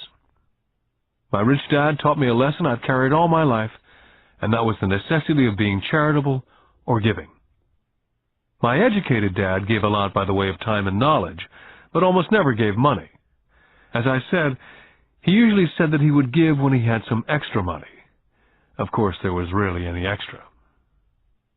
My rich dad gave money as well as education. He believed firmly in tithing. If you want something, you first need to give, he would always say. When he was short of money, he simply gave money to his church or to his favorite charity. If I could leave one single idea with you, it's that idea. Whenever you feel short or in need of something, give what you want first, and it will come back in buckets. That's true for money, a smile, love, friendship. I know it's often the last thing a person may want to do, but it's always worked for me. I just trust that the principle of reciprocity is true, and I give what I want. My rich dad would often say, poor people are more greedy than rich people. He would explain that if a person was rich, that person was providing something that other people wanted. In my life, over all these years, whenever I felt needy or short of money or short of help, I simply went out and found in my heart what I wanted and decided to give it first. And when I gave, it always came back. It reminds me of the story of the guy sitting with firewood in his arms on a cold, freezing night, and he's yelling at the pot-bellied stove, "When you give me some heat, then I'll put some wood in." And when it comes to money, love, happiness, sales, and contacts, all one needs to remember is first to give what you want, and it will come back in droves. My poor dad taught teachers, and he became a master teacher. My rich dad always taught young people his way of doing business. In retrospect, it was their generosity with what they knew that made them smarter. There are powers in this world that are much smarter than we are. You can get there on your own, but it's easier with the help of the powers that be.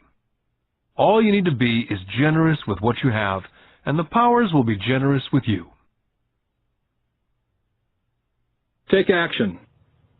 All of you were given two great gifts, your mind and your time. It is up to you to do what you please with both. With each dollar bill that enters your hand, you and only you have the power to determine your destiny. Spend it foolishly, you choose to be poor. Spend it on liabilities, you join the middle class. Invest it in your mind and learn how to acquire assets, and you will be choosing wealth as your goal and your future. The choice is yours and only yours.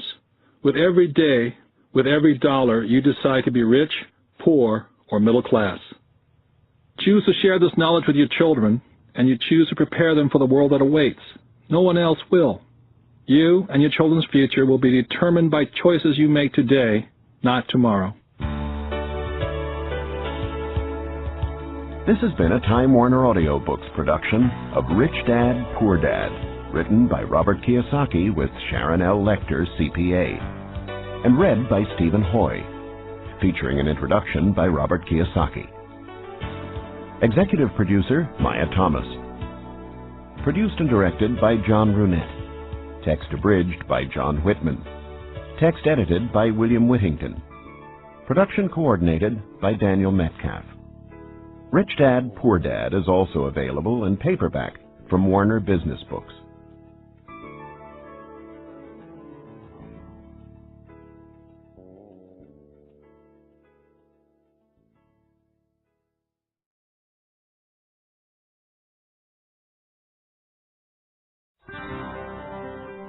Here's a sample from audio bestseller Rich Dad's Cash Flow Quadrant, a guide to financial freedom, written by Robert T. Kiyosaki with Sharon L. Lecter, CPA. When people ask why Kim and I were homeless back in 1985, I tell them it was because of what my rich dad taught me about money. For me, money is important, yet I did not want to spend my life working for it. That is why I did not want a job. If we were going to be responsible citizens, Kim and I wanted to have our money work for us rather than spend our lives physically working for money. That is why the cash flow quadrant is so important. It distinguishes between the different ways in which money is generated. There are ways of being responsible and creating money other than physically working for it. But in order to embrace wealth, it is essential to understand your relation to it. My highly educated dad had a strong belief that the love of money was evil, that to profit excessively meant you were greedy. He often said, "I'll never be rich," or "investing is risky," or "money isn't everything." My rich dad had a different point of view. He thought it foolish to spend your life working for money and pretend that money was not important. Rich Dad believed that life was more important than money, but money was important for supporting life. He often said, "You only have so many hours a day, and you can only work so hard. So why work hard for money? Learn to have money, and people work hard for you, and you can be free to do the things that are important." To my rich dad, what was important was to have lots of time to raise his kids, to have money to donate to charities and projects he supported, to bring jobs and financial stability to the community, to have time and money to take care of his health, and to be able to travel the world with his family. "Those things take money," said Rich Dad. "That is why money is important to me. Money is important, but I don't want to spend my life working for it." It was my rich dad who often referred to the cash flow quadrant when I was a young boy. He would explain to me the difference between someone who was successful on the left side versus the right side. Having two dynamic and successful father figures around me gave meaning to what each was saying. But it was what they were doing that allowed me to begin to notice the differences between the ES side of the quadrant and the BI side. One painful lesson I experienced as a young boy was simply how much time one dad had available to spend with me versus the other. As the success and prominence of both dads grew, it was obvious that one dad had less and less time to spend with his wife and 4 children. My real dad was always on the road, at meetings, or dashing off to the airport for more meetings. The more successful he got, the fewer dinners we had together as a family. Weekends he spent at home in his crowded little office buried under paperwork. My rich dad, on the other hand, had more and more free time as his success grew. One of the reasons I learned so much about money, finance, business, and life was simply because my rich dad had more and more free time for his children and me. Rich Dad's Cash Flow Quadrant is also available in paperback from Warner Business Books. Here's a sample from audio bestseller Rich Dad's Guide to Investing: What the Rich Invest in That the Poor and Middle Class Do Not. Written by Robert T. Kiyosaki, with Sharon L. Lecter, CPA. Investor lesson number 1. The choice. When it comes to money and investing, people have 3 fundamental reasons or choices for investing, Rich Dad said. They are to be secure, to be comfortable, or to be rich. Rich Dad went on to say, all 3 choices are important. The difference in one's life occurs when the choices are prioritized. He explained that most people make their money and investment choices in that exact order. In other words, their first choice when it comes to money decisions is security. Second is comfort, and third is to be rich. That is why most people make job security their highest priority. After they have a secure job or profession, then they focus on comfort. The last choice for most people is to be rich. Rich Dad said, most people dream of becoming rich, but it is not their first choice. He went on to say, only 3 out of 100 people in America are rich because of this priority of choices. For most people, if becoming rich disturbs their comfort or makes them feel insecure, they will forsake becoming rich. That is why so many people want that one hot investment tip. People who make security and comfort their first and second choices look for ways to get rich quick that are easy, risk-free, and comfortable. A few people do get rich on one lucky investment, but all too often they lose it all again. I often hear people say, I'd rather be happy than rich. That comment has always sounded very strange to me, since I have been both rich and poor, and in both financial positions I have been both happy and unhappy. I wonder why people think they have to choose between happiness and being rich. When I reflect upon this lesson, it occurs to me that what people are really saying is that I'd rather feel secure and comfortable than be rich. That is because if they felt insecure or uncomfortable, they were not happy. For me, I was willing to feel insecure and uncomfortable in order to be rich. I have been rich and poor as well as happy and unhappy. But I assure you that when I was poor and unhappy, I was much unhappier than when I was rich and unhappy. I have also never understood the statement, money does not make you happy. While there is some truth in it, I have always noticed that when I have money, I feel pretty good. The other day I found a $10 bill in my jeans pocket. Even though it was only $10, it felt great finding it. Receiving money has always felt better than receiving a bill for money I owe. At least that is my experience with money. I feel happy when it comes in and sad when it leaves me. That day, I put my priorities in this order. First, to be rich, then to be comfortable, and finally, to be secure. Rich Dad's Guide to Investing is also available in paperback from Warner Business Books.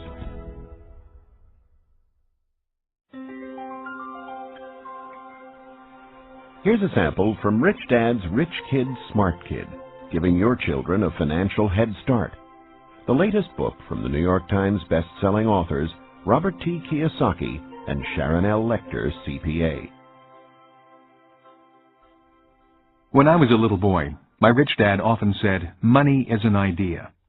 He would go on to say, money can be anything you want it to be. If you say, I'll never be rich, then the chances are you'll never be rich. If you say, I can't afford it, then chances are you can't. My smart dad said much the same about education. Is it possible that every child is born with the potential to be rich and smart? This program is about fostering and preserving that possibility. Both my dads were great teachers. Both men were smart men. But they were not smart in the same subjects, and they did not teach the same things. Yet as different as they were, both dads believed the same things about all kids. Both dads believed all kids are born smart and all kids are born rich. They both believed a child learns to be poor and learns to believe that he or she is less smart than other kids. Both dads were great teachers because they believed in bringing out the genius that each child is born with. In other words, they did not believe in putting knowledge in. They believed in bringing the child's genius out. Both my dads were great teachers because they rarely tried to cram their ideas into my head. They often said very little, waiting instead for me to ask when I wanted to know something. Or they asked me questions, seeking to find out what I knew, rather than simply telling me what they knew. And not to forget the moms. My mom was a great teacher and role model also. She was my teacher for unconditional love, kindness, and the importance of caring for other people. I once heard that boys marry women just like their moms, and I would say that is true for me. My wife Kim is also an extremely kind and loving person. I did not know my best friend Mike's mom very well. Yet the times I was over at their home, Mike's mother was also very kind and attentive to what we were doing.